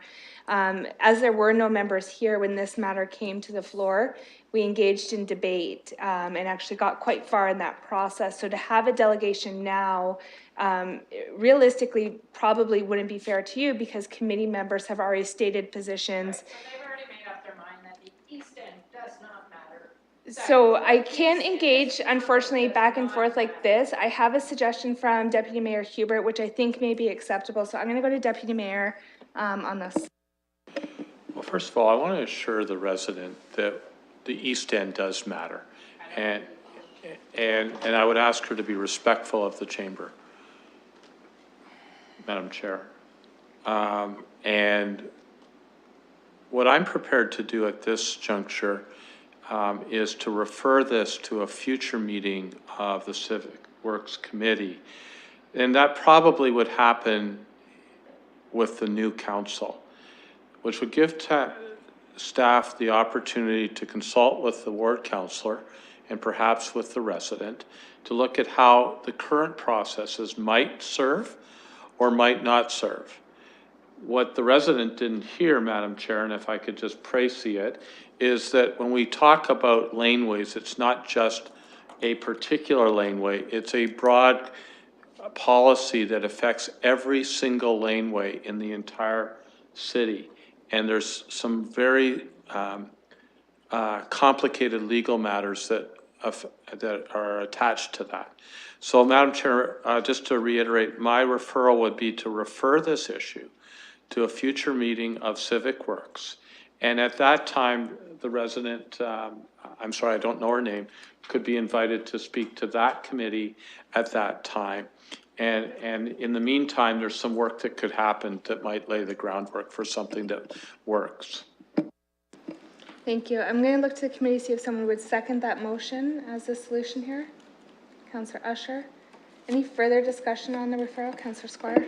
Just one of the challenges is that and I say this without much respect, this letter and the request are not framed very clearly. And one of the things it says, for instance, if residents are allowed to extend their fences and enclose the areas so that they become inaccessible, I'm just not sure how that would happen. I mean, you're talking about really complex issues. And if there's a particular problem that we want to address or a counselor wants to address that issue. But it's not our fault that we're presented with this today. We need more information on this. And I certainly do, because one of the things that'll happen is you'll say, oh, we're now opening up the process for backyard laneways. You might find a gallery full of Old North people standing up there going, what's going on? What's happening? What are you doing? And now all of a sudden staff is embroiled and counselors are embroiled in this larger issue. And that's my real worry. It's not that anybody's doing anything untoward or incorrect or that we don't care.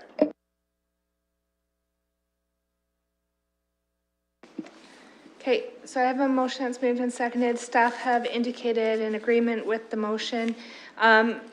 I do ask the ward councillor and staff to take a look at the communication from the resident to see if there are some interim things that we can assist with for the problems that are present right now.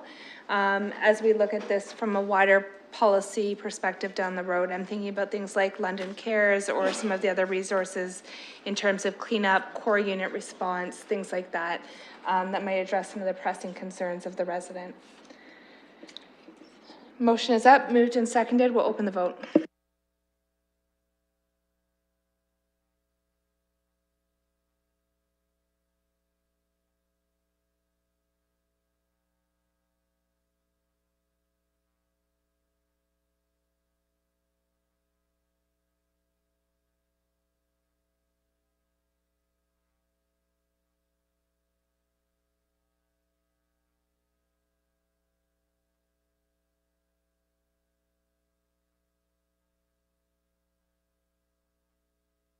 Closing the vote, motion passed 4-0.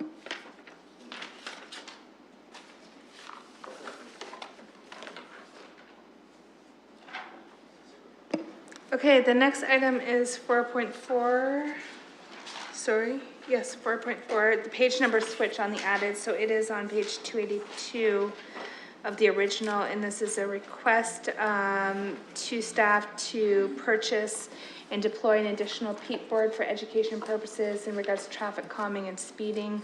Again, I spoke with staff about this at the pre-committee meeting. They indicated that they have space in their budget for one additional peat board and the resources that would be required to put that out. Look to committee for any comments or a mover or a seconder. Councillor Squire? Is he moving it? I know this might sound stupid. What is a peat board? I should know what it stands for, but it is an education tool that displays the speed that vehicles are traveling, that indicates if they're speeding, but I'm sure PEEP stands for something. Madam Chair, it stands for Public Education and Empathy Program, so PEEP.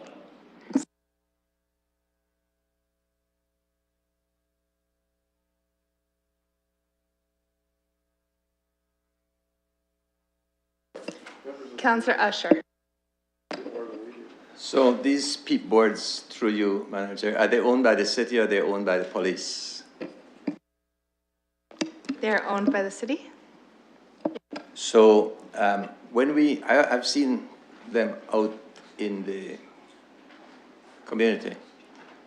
Are these the same one that we use for 24 hours and then we take it up and we just check the speed? People are driving and it says you're traveling at 37 kilometers or 152 or whatever speed. Mine is at 37, by the way. I'm going to ask Mr. McCrae, could you let us know what these are used for and where they're deployed? Certainly, the traffic calming program is a complex one. There's the peat boards fit into streets where there's physical devices not yet warranted, but there are concerns in the neighborhood. So it is a radar board. They only have 2 digits, so they won't record 152 kilometers per hour. But, they're to send a message to drivers with information about driving speeds, and they're portable, and we relocate them to different locations across the city on a typically a 2-week basis. We currently have 3, so we would look to be adding a 4th to that rotating basis. So through you, Madam Chair, when my community, my neighbors see a peat board on their street, what do you think they assume?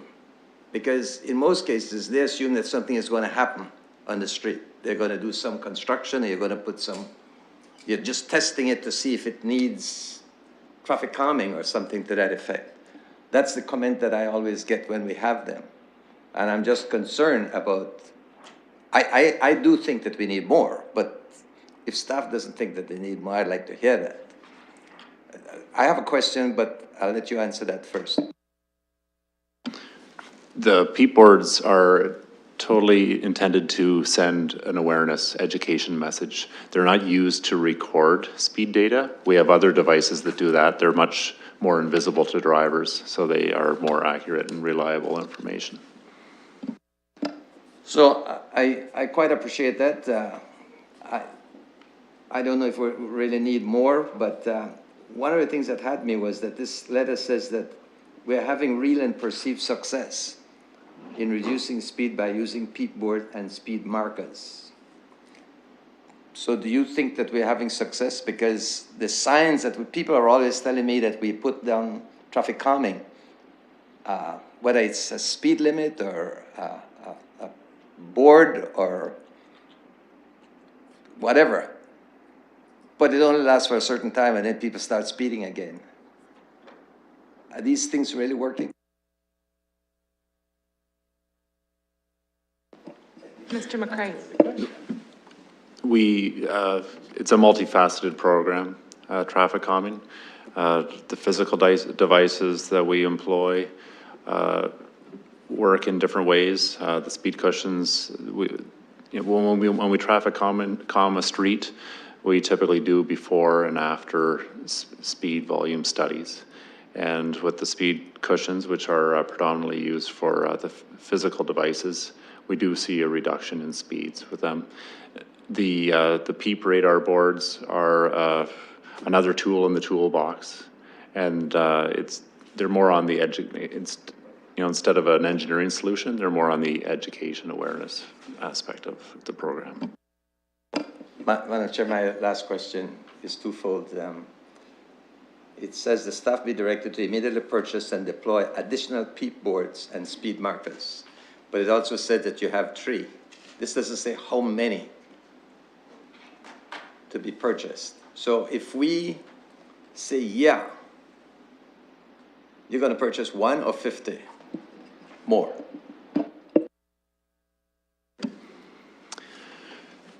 Mobile devices like the peat boards come with an operating cost. The cost to move the boards is actually more than the initial purchase price.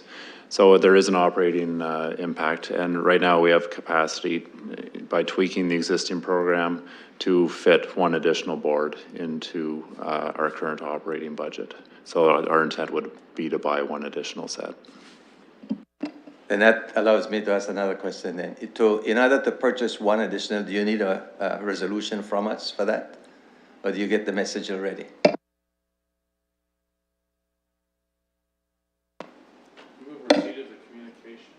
Deputy Mayor Hubert moves receipt. Is there a seconder? Councillor Usher. Ready to vote? I think we can open up the vote, but just before we do, I think that the intent of moving receipt, just so everyone is clear, is that the councillor and deputy mayor are suggesting that staff have the ability to make the decision on doing this or not doing this. You understand that there is a desire from committee members who have indicated that we believe that more peat boards would be useful, but we'll leave the decision in your hands to do based on the operating and capital budget requirements and your available budget. Madam Chair, we understand and we will proceed within our existing resources. They're just finishing up the motion. I'm going to ask people to take a quick look at deferred matters list while they do that, so that when that comes up, we can move forward.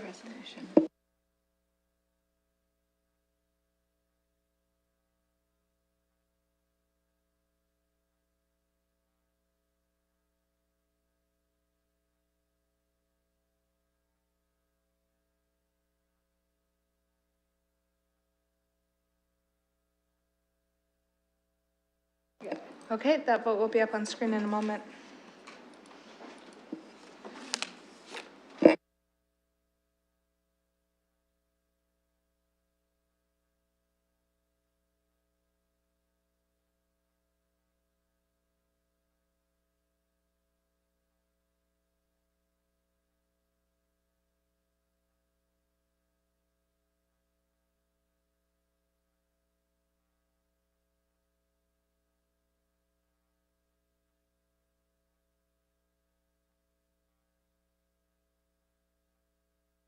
Closing the vote, motion passed 4-0.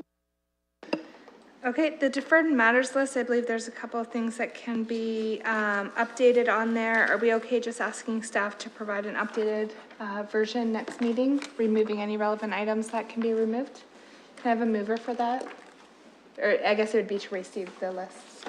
Moved by Squire, seconded by Hubert. Any discussion? No discussion? Okay, we'll vote on screen.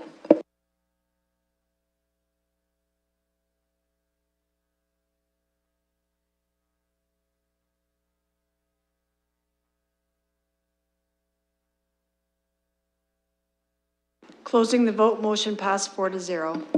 So any further additional business? Councillor Usher? Madam Chair, I just want to make a comment while I have Mr. Stanford's attention. Most of you know that I was a member of the National Zero Waste Council on behalf of the Federation of Canadian Municipalities. I've resigned that position because I'm not allowed to, because I'm not a member of the board anymore. But I just want to leave you with one comment that we've been pushing right across the nation. Love food, hate waste. Thank you. Thank you. Councillor Squire. Yeah, my inquiry is, does staff get Mr. McCray a nameplate, or will that be our responsibility? That was going to be my next additional matter. I Perhaps feel make bad. sure you could introduce Mr. McCray's new title to the committee and answer the councillor's question. Thank you, Madam Chair, and thank you, Councillor. We are pleased to welcome Doug McCray to our leadership team in Environmental and Engineering Services. He is on day number 2. This is the longest committee meeting we've had since I've been at the city. We're hoping this is not a pattern related to Mr. McCray's promotion, but we are very, very pleased to have him join the leadership team. He will be looking for his own replacement shortly, but he brings a wealth of exceptional experience and some great leadership on some very challenging projects with the City of London and elsewhere. And thank you so much for giving me the opportunity to acknowledge his new role with us.